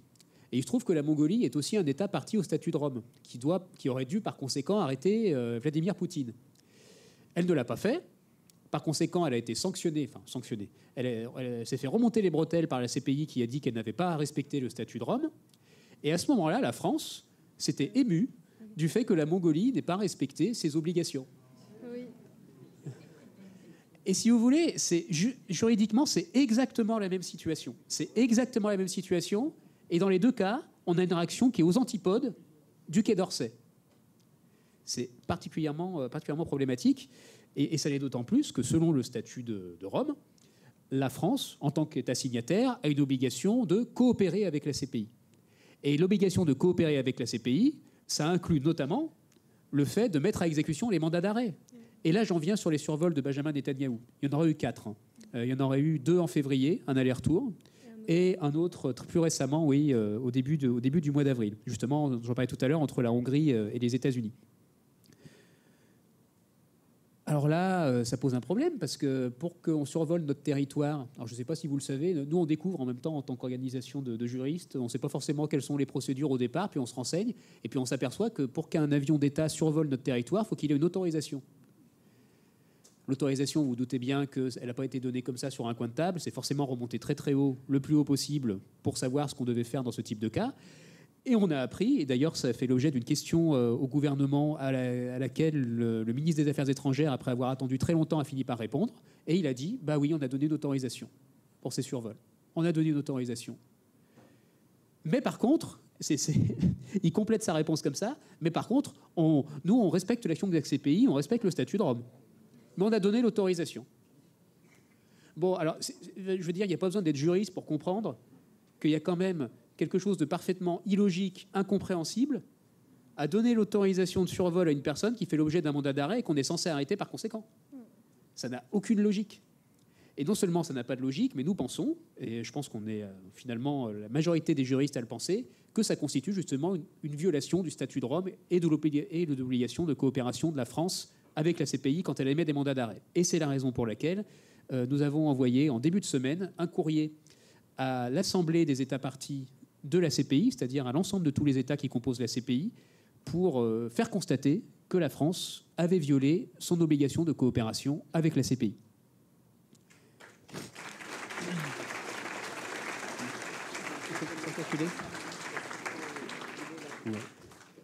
Bon, je vais m'arrêter là. Je voudrais juste dire peut-être une dernière chose qui me tient à cœur, mais qui va me prendre vraiment 1 minute.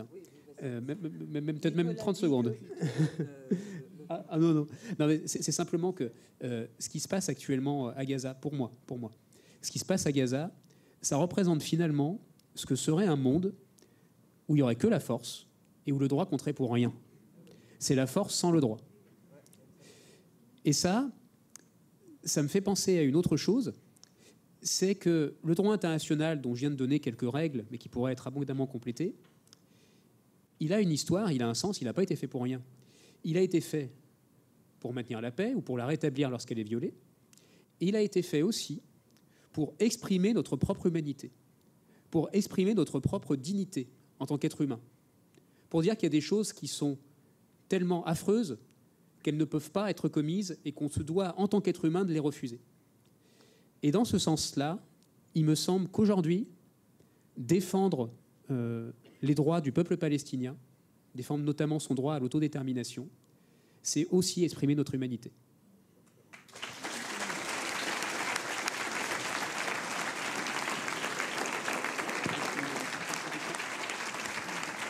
Les questions ? Eh ben merci beaucoup Benjamin pour cet extrait. Dommage qu'on n'ait pas des heures et des heures et des heures pour continuer, mais sûrement si tu es d'accord, on t'invitera à nouveau pour une longue journée de débat avec avec ceux qui veulent se joindre à nous, bien sûr. Donc, Nicolas Guillet a bien voulu passer son tour pour qu'on prenne des questions dans la salle, pour qu'il y ait un échange, parce que c'est ça aussi le principe d'une table ronde, c'est qu'il y ait un échange avec le public.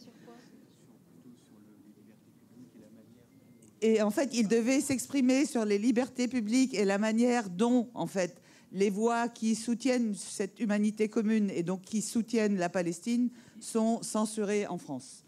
Et donc, je ne sais pas, vous préférez poser des questions ou écouter son développement?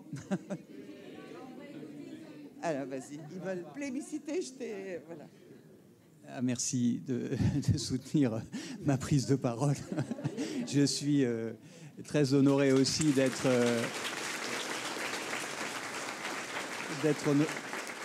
je suis aussi très honoré donc d'être en présence de Rima Hassan.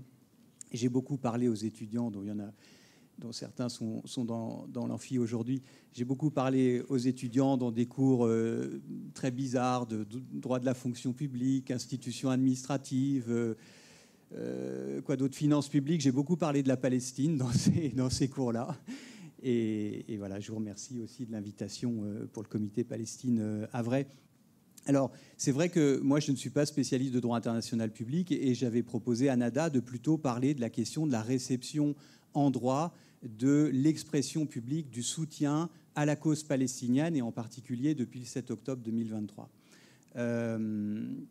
Parce qu'effectivement, vous avez réservé un tonnerre d'applaudissements aux propositions, aux perspectives juridiques que Benjamin Fiorini a faites, c'est-à-dire les perspectives judiciaires en fait d'action contre l'État français qui lui ne fait rien pour soutenir la Palestine. Mais il y a un autre terrain sur lequel, et je pense que beaucoup d'entre vous le savent, il y a un autre terrain sur lequel il est possible de faire avancer la cause palestinienne, c'est celui de l'expression collective. C'est-à-dire le fait que, comme ce soir, dans une salle, publiquement, collectivement, ou bien dans un rassemblement, dans une manifestation publique, on puisse soutenir le droit à l'autodétermination du peuple palestinien, le respect de l'égalité des droits, toutes les choses qui ont été dites, l'arrêt immédiat, évidemment, du génocide à Gaza. Alors, la question qui se pose, du point de vue juridique, si on ne se place pas dans une perspective politique, parce que ça, je pense que tout le monde est au courant, ça a été dit, on est depuis quelques jours dans le « en même temps », mais depuis le 7 octobre 2023 jusqu'il y a quelques jours, on était dans le soutien inconditionnel à l'État d'Israël. Et la parole publique, le débat public sur ce qu'il se passait à Gaza ne pouvait pas percer le mur de l'écran, davantage sur les réseaux sociaux, mais bon. Donc j'ai essayé de regarder comment juridiquement cette expression publique et collective du soutien à la cause palestinienne depuis le 7 octobre 2023 s'était exprimée. Donc j'ai fait ce que font les étudiants en principe, c'est-à-dire on ouvre une base de données juridiques par exemple et on regarde, j'ai pris le mot-clé Palestine et j'ai regardé le nombre de décisions qui sont sorties entre le 7 octobre 2023 et fin mars 2025. Plus de 110 décisions de justice, qui sortent. L'essentiel de ces décisions sont des décisions des tribunaux administratifs qui statuent sur des actions en justice pour contester des interdictions, souvent préfectorales, de manifestations sur la voie publique ou bien de réunions publiques ou de refus de louer ou de donner une salle municipale comme l'affaire d'Orléans où vous allez demain et le tribunal administratif a suspendu la décision de refus du maire d'Orléans de mettre à disposition une salle municipale pour une conférence.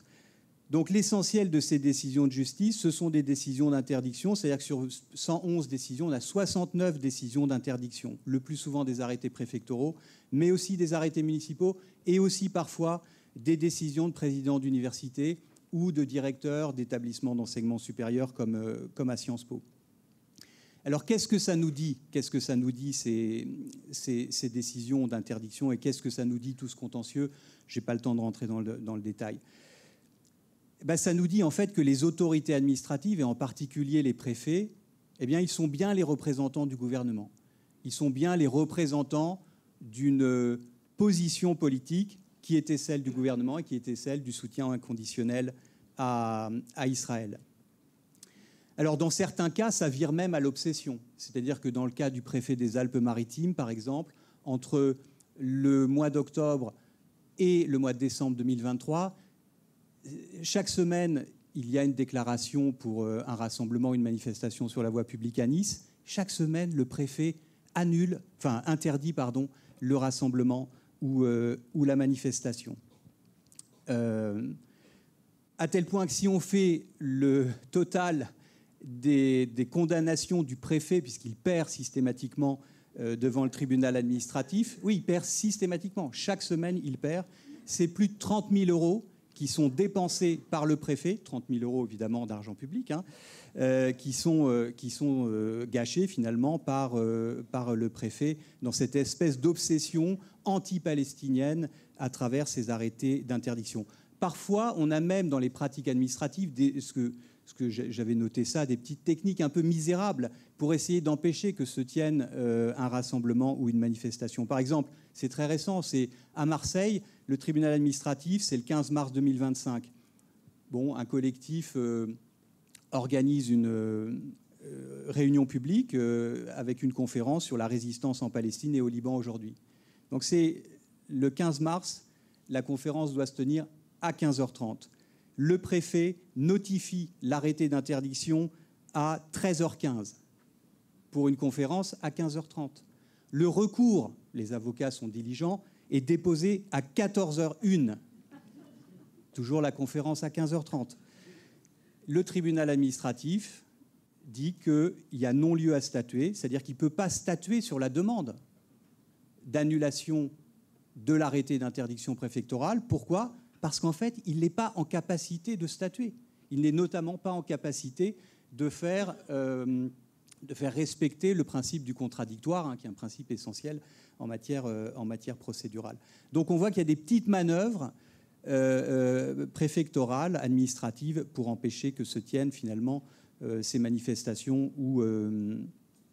Alors c'est vrai que Marseille ou Nice, c'est des cas un petit peu particuliers, parce que le préfet du 06, c'est un ancien conseiller de Nicolas Sarkozy.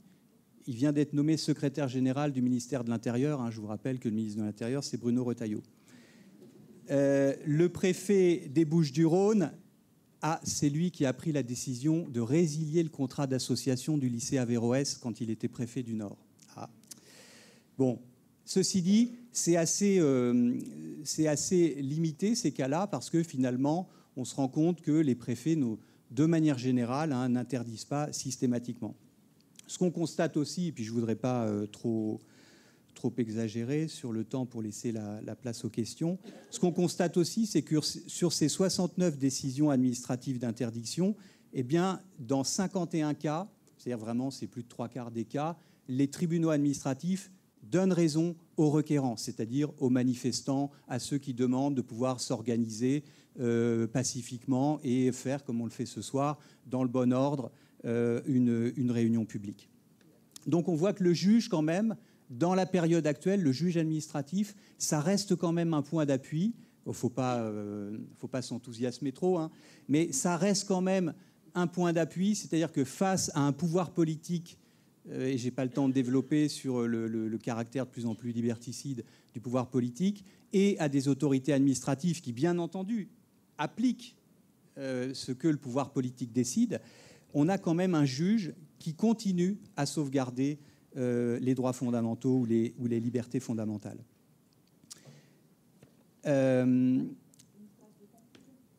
Oui, la phrase de conclusion, mais c'est plus un appel aux questions, c'est qu'en réalité, ce qu'il dit aussi, ce contentieux, il dit des choses intéressantes sur ce qu'on peut dire pour soutenir la cause palestinienne. Jusqu'où on peut aller pour soutenir la cause palestinienne. Jusqu'où on peut aller et où, justement, on ne peut pas aller. Voilà, donc je m'arrêterai là pour laisser la place aux questions.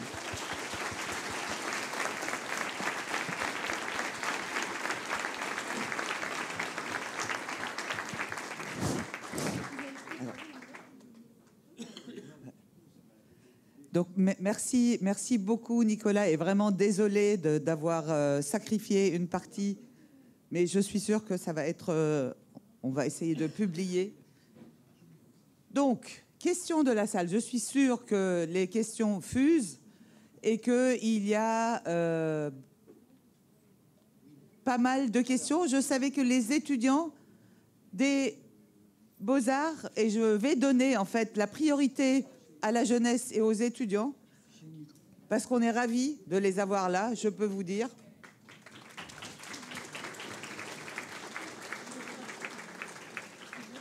Oui, tiens. Ah, tu as besoin de 2 micros? Non, non. Ah, ça c'est bien.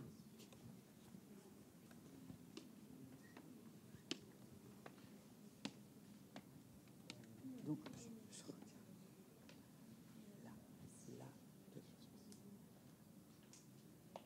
Là. Bonjour. Déjà, merci beaucoup de vous être réunis ici. Ah, pardon. Oui, je vous remercie. Là, on m'entend? Super.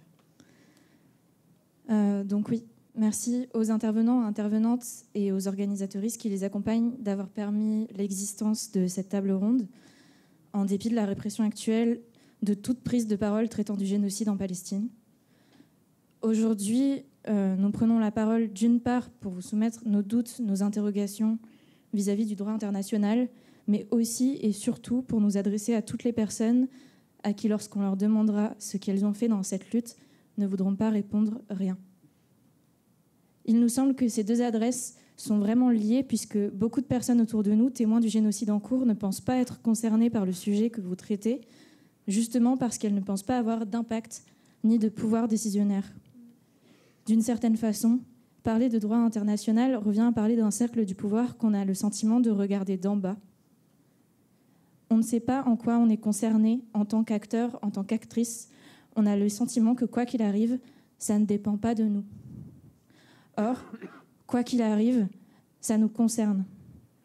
À l'image des propos tenus par les soulèvements de la Terre lors de leur prise de parole au meeting contre la dissolution d'Urgence Palestine et de la Jeune Garde, à l'heure où l'État réprime toute forme de prise de parole concernant le génocide, il ne fait plus sens de parler de solidarité, il s'agit bien d'autodéfense, une autodéfense collective.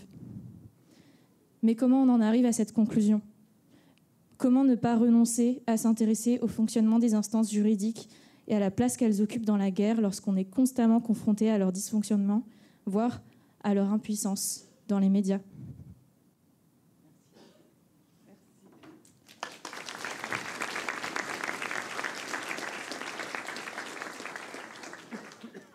Je me permets de continuer.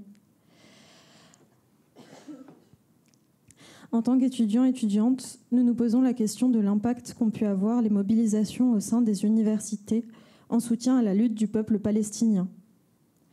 Depuis le début des mobilisations, les blocus sont réprimés, les associations dissoutes, des organisations fascistes identitaires sont légitimées par le gouvernement et s'installent dans les facs. Il y a une forte répression de l'État face au mouvement contestataire des étudiants. Avez-vous des représentations d'actions, de rassemblements étudiants pour la Palestine qui ont été un succès, qui ont eu des conséquences juridiques? Et sinon, quelles pourraient être les actions qui en auraient? Avant de conclure, on aimerait soulever le problème de l'adresse réelle de votre discours aujourd'hui et vous poser la question de votre positionnement vis-à-vis de ce problème et des possibles solutions que vous choisissez de mettre en place pour y remédier. En effet, toutes ces réflexions partent d'un nous très réduit qui ne prend pas en considération toutes les barrières linguistiques construites entre la majorité des personnes concernées par le droit et celles qui l'exercent. Autrement dit, si le droit est une affaire d'initié au langage juridique, comment faire pour que la majorité des personnes qui ne le maîtrisent pas ne soient pas privées du pouvoir d'action qu'il a sur leur propre vie? Et pour conclure, si le droit international est au cœur de l'oppression du peuple palestinien, quel espace doit-on investir pour ne pas simplement en être témoin? Merci beaucoup.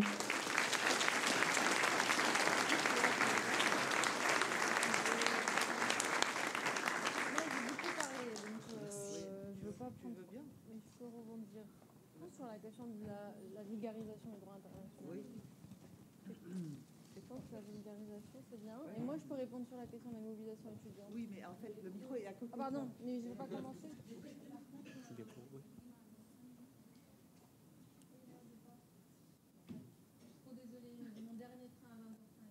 Alors, il faut lui donner 5 minutes. Non, mais je vais juste rapidement, du coup, je voulais vous dire au revoir aussi.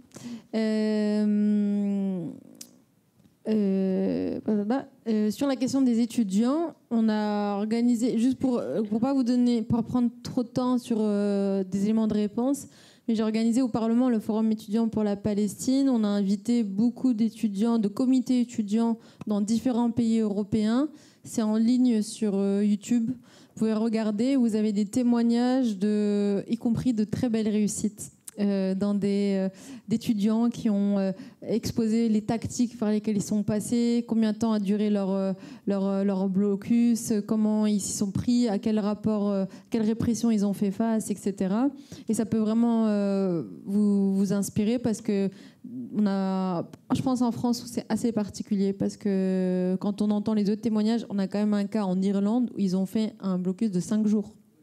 Ils ont obtenu toutes leurs revendications en 5 jours. Donc oui, mais je veux dire, c'est vous dire aussi qu'effectivement, il faut resituer politiquement où on est. Donc je vous invite vraiment à le regarder et c'est juste un début. Là, on a fait un premier forum. On a un rapport qu'on va faire remonter aux décideurs européens sur le sujet, notamment pour leur demander ce qu'il y avait la rapporteure spéciale des Nations Unies, Gina Romero, qui était avec nous, qui a publié un rapport, alors je vous invite vraiment à le lire aussi, qui a publié un rapport justement sur la répression des étudiants sur une trentaine de pays, 33 pays, je crois qu'elle a pris un peu pour exemple. Donc elle est partie au-delà des pays européens. Et nous, on a recentré pendant ce forum sur la situation vraiment européenne, parce que l'objectif, c'est de pouvoir alerter sur, ou en tout cas de pouvoir protéger les libertés justement des étudiants et étudiantes en matière de mobilisation, d'expression, de réunion, etc. Et pointer justement les défaillances qu'il peut y avoir dans les répressions que nous avons dans les pays européens. Donc je vous invite à regarder ça et n'hésitez pas aussi à nous contacter, parce qu'une boucle a été créée entre les étudiants suite à ce forum. Et donc l'objectif, c'est de pouvoir les réunir dans les prochains mois pour pouvoir leur offrir un espace où ils peuvent entre eux se donner tous les conseils et se suivre un peu mutuellement sur leurs revendications et s'en servir aussi pour dire dans telle et telle université, ils ont obtenu la fin de ce partenariat. Donc on n'a aucune raison pour qu'ici, il soit maintenu. Donc n'hésitez pas aussi à faire tout ce que vous pouvez faire à votre échelle pour aussi vous sentir moins seul, parce que je crois que ce qui nous fatigue énormément, chacun et chacune, c'est de se sentir un peu tout seul dans son petit tunnel comme ça et de pas voir quand quelqu'un vient nous dire moi je la vois la lumière parce que du coup j'ai obtenu ça, et ben ça peut aussi nous aider et on se fait pas seul quoi. Il faut quand même se nourrir des uns et des autres et consulter ce rapport de Gina Romero qui est très très très important et qui vous permet un peu de vous outiller aussi. Et j'en appelle, moi, à la désobéissance. Je veux dire, il y a un moment où comme tu l'as très bien dit, c'est-à-dire qu'on est dans une autodéfense maintenant. Et si vous êtes dans une situation où vous avez une répression et vous avez des institutions qui restent aveugles face à ce qui se déroule, nous avons aussi une responsabilité citoyenne. Et donc, il faut à un moment donné, apprendre à désobéir et structurer cette désobéissance pour qu'elle puisse obtenir des victoires significatives.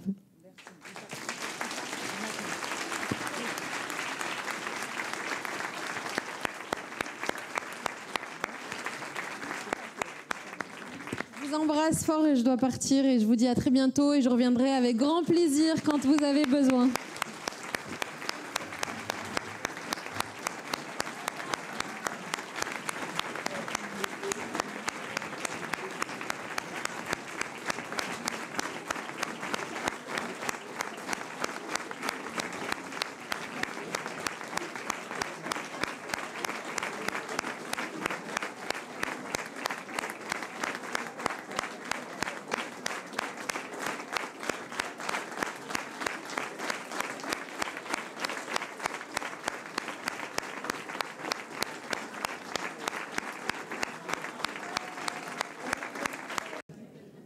On se sent un peu orphelin, là, maintenant qu'elle est partie, mais bon, il y a eu un changement de programme à la fin, mais profitons-en d'être ensemble et d'avoir de spécialistes en droit pour poser les questions et puis avoir des commentaires. J'ai une question là, j'ai une question là, j'ai une question là, j'ai une question de monsieur. Et j'ai les réponses là, j'espère. Oui, vas-y, dis pendant. Oui, je veux bien répondre sur la question, la réflexion plutôt sur le droit, un langage d'initié, une technique d'initié. Alors, c'est vrai, mais en même temps, c'est pas toujours vrai. C'est-à-dire que on connaît aussi un certain nombre de phénomènes où les gens s'approprient le droit. Par exemple, dans les syndicats professionnels, les syndicalistes s'approprient le droit. Dans les conseils de prud'homme, les syndicalistes s'approprient le droit. Donc rien n'interdit aux étudiants de s'approprier le droit. Alors on peut le faire évidemment quand on fait des études de droit, ça peut faciliter les choses, encore que. Et puis on peut le faire si on n'est pas, juriste ou étudiant en droit. Alors c'est sûr qu'il vaut mieux le faire collectivement, parce que collectivement, c'est peut-être plus facile qu'individuellement si on le fait en dehors d'un cadre d'apprentissage, je dirais. Oui. La question que je voulais poser, enfin, c'est pas une question, c'est quand même que oui, là, une question, c'est que le droit est lent.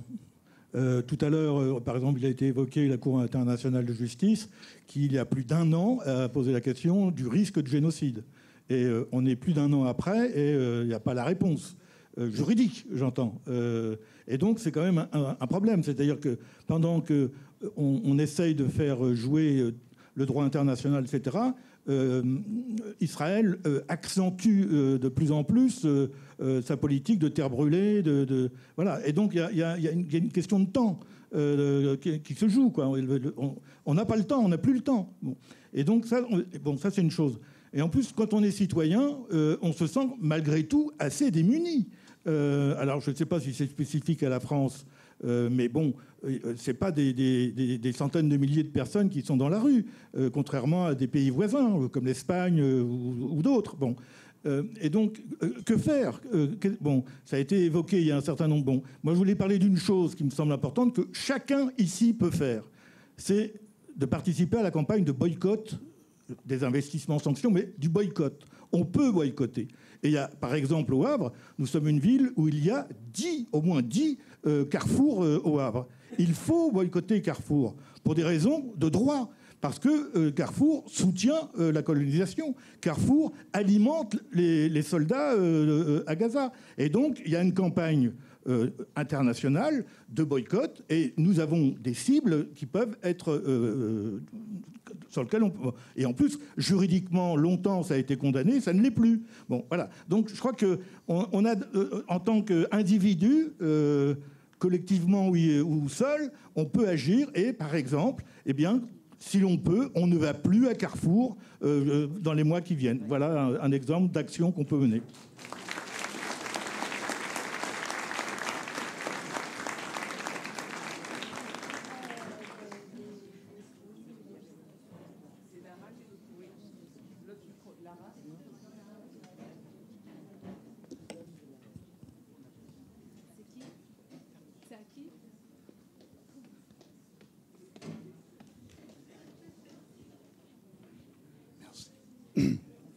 Je pose ma question.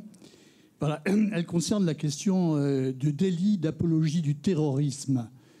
Parce que Rima Hassan a été placée en garde à vue pour cette question. Vous avez un secrétaire général de la CGT du Nord qui a été l'an dernier aussi placé en garde à vue, qui a été même sanctionné, je crois, d'1 année de prison avec sursis. Bon, on a compté à peu près 650 poursuites judiciaires pour ce délit d'apologie du terrorisme contre des étudiants, contre des professeurs, contre des militants. Et c'est extrêmement grave. Et il y a une criminalisation, excusez-moi, de l'opinion qui consiste au fond à défendre le peuple palestinien et à dénoncer le génocide, qui est extrêmement inquiétante. Or, pendant ce temps-là, on voit bien qu'à la télévision, sur les plateaux de télévision, vous avez des gens qui saluent l'exploit réalisé par les Israéliens au moment au moment où ils ont fait sauter les beepers, par exemple, au Liban. Vous avez des gens qui font l'éloge quasiment du génocide et qui n'ont aucun problème. Absolument aucun problème. Alors effectivement, voilà, c'est une question extrêmement grave. Et voilà quels sont les moyens, enfin quelles sont les interventions que l'on peut faire pour effectivement combattre cette apologie, qui en plus, effectivement, la notion de terrorisme est une notion extrêmement élastique, dont l'application peut être extrêmement variable, qui, à mon sens, n'a rien de spécifiquement juridique et qui autorise effectivement toutes les interventions politiques. Voilà ma question aux juristes. Je peux répondre? Oui, tu peux. Ça y est, Ah, tu peux comme ça? parler. Oui, ça y est. Ok. c'est bon. Oui. Ah, ça, je ne connaissais pas. Super découverte. Alors, pour ce qui est du délit d'apologie du terrorisme, effectivement, on a constaté une dérive, mais manifeste. Manifeste dans l'utilisation abusive de cette incrimination. Alors, pour rappel, c'est une incrimination qui a été en plus déplacée dans le code pénal, qui originellement faisait partie du droit de la presse. Et en fait, quand on le dit comme ça a l'air technique, mais en gros, ça a des effets qui sont très concrets.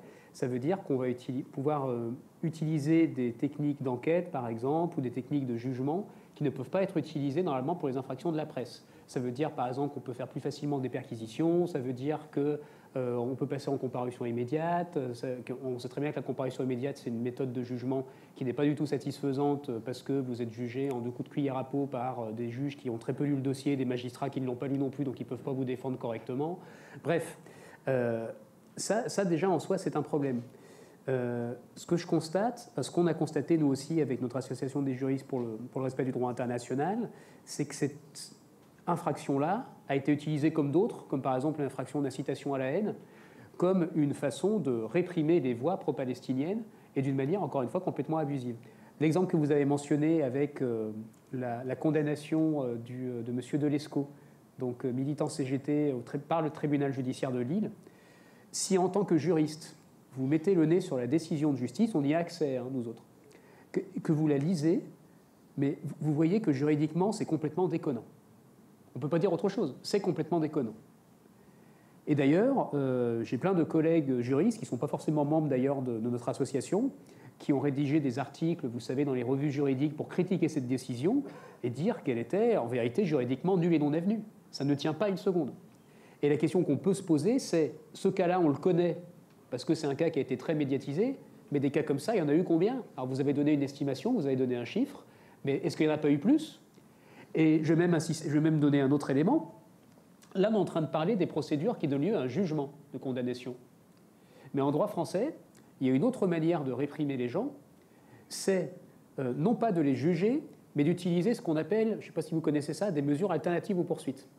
Ça veut dire, en gros, vous n'allez pas être jugé dans le cadre d'un procès public, il va y avoir des négociations de couloir avec le procureur ou avec un délégué du procureur, quelqu'un qui représente en gros l'accusation, et qui va vous dire, bah, écoutez, si vous acceptez de reconnaître vos culpabilités, mettons que vous payez 200 € d'amende, et puis on n'en parle plus. Enfin, on n'en parle plus, vous avez quand même la mention incitation à la haine sur votre casier, hein. Donc c'est pas rien. Et personnellement, j'ai eu des retours qui m'ont été faits de terrain, où l'on m'a indiqué que ce genre de choses s'était arrivé assez souvent. Il y a un exemple qu'on m'a mentionné, par exemple, je vous donne celui-ci, je pourrais en citer plein, des étudiants qui ont fait des tags, un tag où c'était marqué Free Gaza et l'autre tag où c'était marqué génocide. Bon, bah, il n'y a pas grand-chose à en dire juridiquement. Eh bien, ils ont dû souscrire une composition pénale pour incitation à la haine. On leur a conseillé, un avocat leur a conseillé de ne pas accepter cette proposition.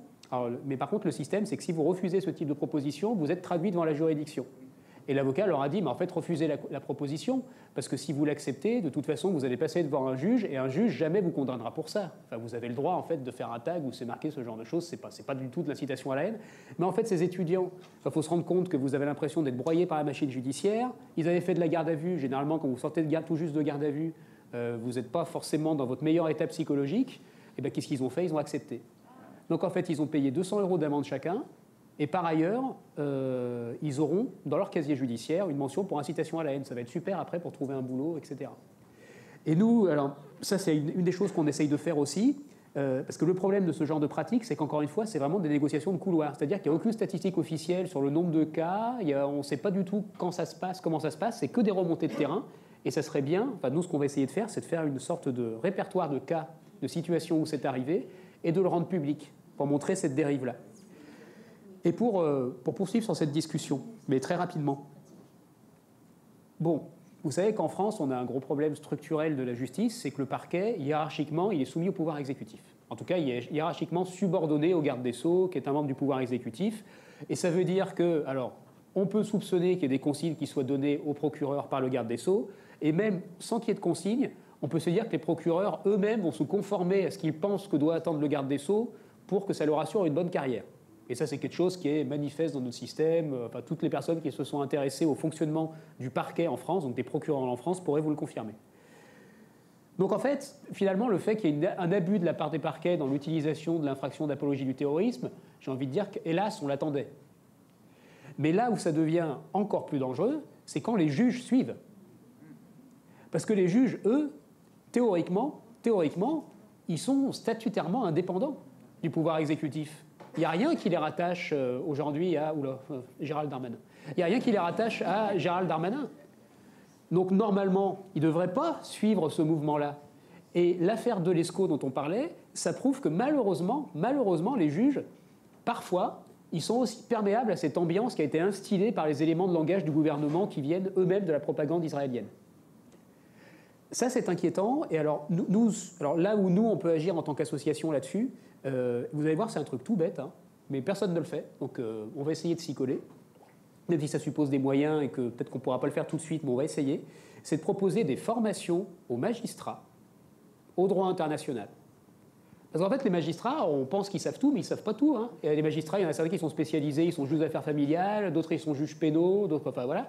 Mais en fait, ils ne connaissent pas grand-chose en droit international. Attendez, on m'a dit, hier, je faisais un plateau sur le média. On m'a donné une anecdote, une personne qui va voir un juge d'instruction et qui lui parle d'une affaire qui se situait à Gaza, et qui lui parle, qui dit au juge d'instruction, oui, c'est une affaire dans les territoires occupés. Et le juge d'instruction répond, ah non, ce n'est pas les territoires occupés, ce sont les territoires disputés. Se croyant certainement brillant, alors qu'en fait, juridiquement, le type, il est complètement à côté de la plaque. C'est-à-dire qu'il y a quand même des décisions très claires de la Cour internationale de justice qui disent que c'est une colonisation illégale et qui demandent d'ailleurs à Israël d'y mettre fin. Donc en fait, ce n'est pas des territoires disputés du tout, à part dans sa tête au juge d'instruction. Mais sinon, c'est des territoires illégalement occupés. Donc, il y a quelque chose à faire en termes de formation auprès de nos magistrats. Peut-être que ça n'épongera pas tout le problème, mais ça pourra peut-être l'édulcorer. Et par ailleurs, il y a une formation aussi à faire auprès des journalistes. Et ça, je vous le dis en connaissance de cause, parce que avant de participer à la fondation de cette association, moi j'ai mené d'autres combats qui m'ont amené justement à avoir une médiatisation. Je ne sais pas enfin, si vous avez vu, moi je combat d'ailleurs toujours beaucoup ce qu'on appelle les cours criminelles départementales, c'est des juridictions sans jury populaire. Enfin en gros, on a supprimé le jury populaire en France quasiment, moi je suis tout à fait contre. Et bref, ça m'a donné comment dire, j'ai eu quelques porte-voix médiatiques, ça m'a permis de rencontrer des journalistes, etc. Et ces journalistes, j'ai essayé de les mobiliser sur cette question du respect du droit international à Gaza. Et en fait, la réponse des journalistes est toujours la même, c'est « mais on aimerait bien, mais en fait, nous, on ne sait pas. Donc toi, tu nous dis ça de droit international, mais nous, on ne sait pas vérifier, on ne sait pas si c'est vrai. Donc on préfère finalement prendre nos informations auprès de l'officialité gouvernementale. C'est beaucoup plus simple et c'est beaucoup plus confortable, et au moins, on espère ne pas dire trop de conneries, alors qu'en fait, ils en disent énormément en faisant ça. » Alors du coup, nous, ce qu'on essaie de mettre en place actuellement, c'est un programme de formation qu'on essaierait de proposer à tous les journalistes qui le souhaiteraient, pour justement que les journalistes aussi puissent avoir un discours qui soit plus en adéquation avec ce qu'est véritablement le droit international. Et ça permettrait peut-être de créer une ambiance générale qui n'inciterait pas les juges à suivre les délires qui sont initiés par la propagande gouvernementale.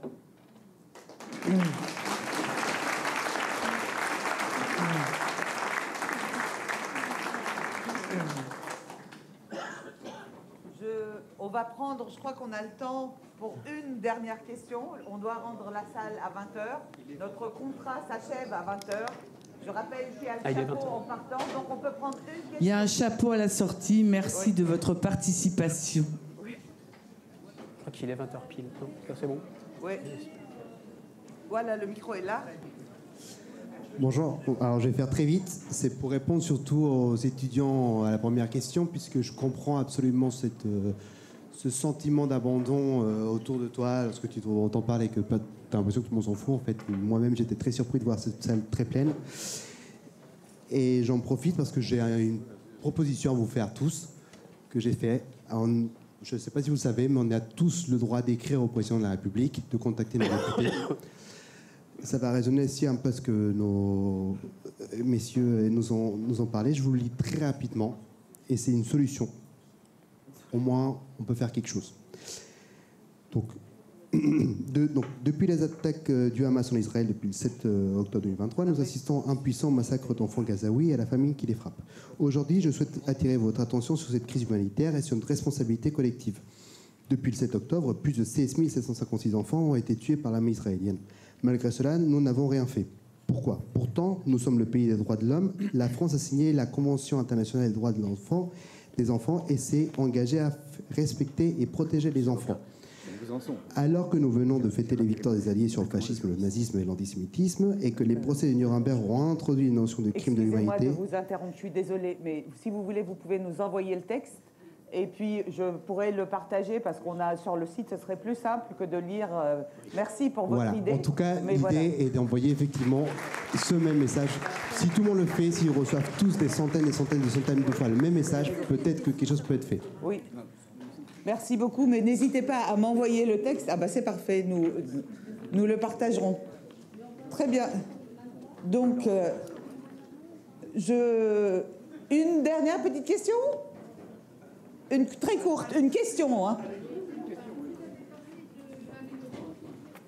Je vous donne le micro parce qu'on ne vous entend pas, sinon. Bonsoir. Je voudrais savoir à qui s'adresser, nous, citoyens, pour être sûrs d'être dans le droit dans nos actions. Je veux bien le micro. Je peux avoir le micro. Parce que je pense que ça crée aussi notre inaction, dans la mesure où effectivement il y a tellement de délires qui circulent qu'on finit par ne plus savoir ce que l'on peut faire et ce que l'on a le droit de faire. Oui.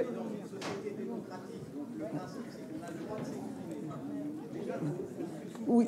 Le principe, c'est qu'on a le droit de s'exprimer dans une société démocratique. Je te donne le micro. Oui, non, je voudrais juste dire que le principe, c'est qu'on vit dans une société démocratique. Là, on commence à se poser la question si c'est toujours le cas. Mais la Déclaration des droits de l'homme et des citoyens, elle pose bien Merci de partir en silence parce qu'il y a quelqu'un qui parle. Oh, c'est pas grave, ça. Je suis habitué à parler alors que d'autres parlent en même temps que moi. Merci quand même. Donc, voilà. Donc, dans une société démocratique, le principe, c'est que c'est la liberté, en particulier ici, la liberté d'expression, et ce n'est que de manière exceptionnelle que, par exemple, on ne peut plus s'exprimer. On ne peut plus s'exprimer pourquoi ? Soit parce qu'il faut qu'on respecte les droits et des libertés d'autrui. Donc, par exemple, en matière d'expression, on ne va pas diffamer son voisin, on ne va pas injurier le commerçant, on ne va pas porter atteinte à la réputation encore d'une autre personne. Ou alors, collectivement, la liberté d'expression, elle doit s'arrêter, elle ne doit pas porter atteinte à l'ordre public. Donc, bon, c'est un peu, on ne va pas rentrer dans le détail de ce qu'on entend par ordre public, mais voilà, il faut se souvenir quand même que le principe, c'est qu'on est libre de s'exprimer. Et que je pense que, intuitivement, chacun d'entre nous sait jusqu'où il peut aller, à peu près. Et en fait, j'en ai pas parlé parce que j'ai pas eu le temps, mais quand on regarde le contentieux, on peut dire beaucoup de choses pour le soutien à la Palestine. On peut appeler au boycott. C'est possible. Si l'appel au boycott n'est pas un appel à la haine raciale, à la discrimination vis-à-vis d'une catégorie de personnes en particulier, à raison de sa race supposée, ou son ethnie, ou quelque chose comme ça, on peut le faire, appeler au boycott. Ça fait partie du débat public. Et la question palestinienne, dans toute la jurisprudence, la Cour européenne des droits de l'homme, ou même les juridictions françaises, la question palestinienne, c'est une question d'intérêt public, et les propos qu'on a s'inscrivent dans un débat public. Et c'est couvert par le principe de liberté d'expression. Donc bien sûr, il y a des limites, on n'a pas le temps d'en parler, mais il faut quand même se souvenir de ça, parce que je me rappelle, on était avec Nada à la cérémonie de remise des diplômes, et il y a une étudiante qui m'a dit, parce qu'on distribuait des tracts justement pour la Palestine, et une étudiante m'a dit, nous les racisés, mais c'est valable de manière plus générale, nous les racisés, on ne peut pas s'exprimer sur ce sujet-là. Donc ça, c'est pas admissible dans une société démocratique. On est libre de s'exprimer. Voilà.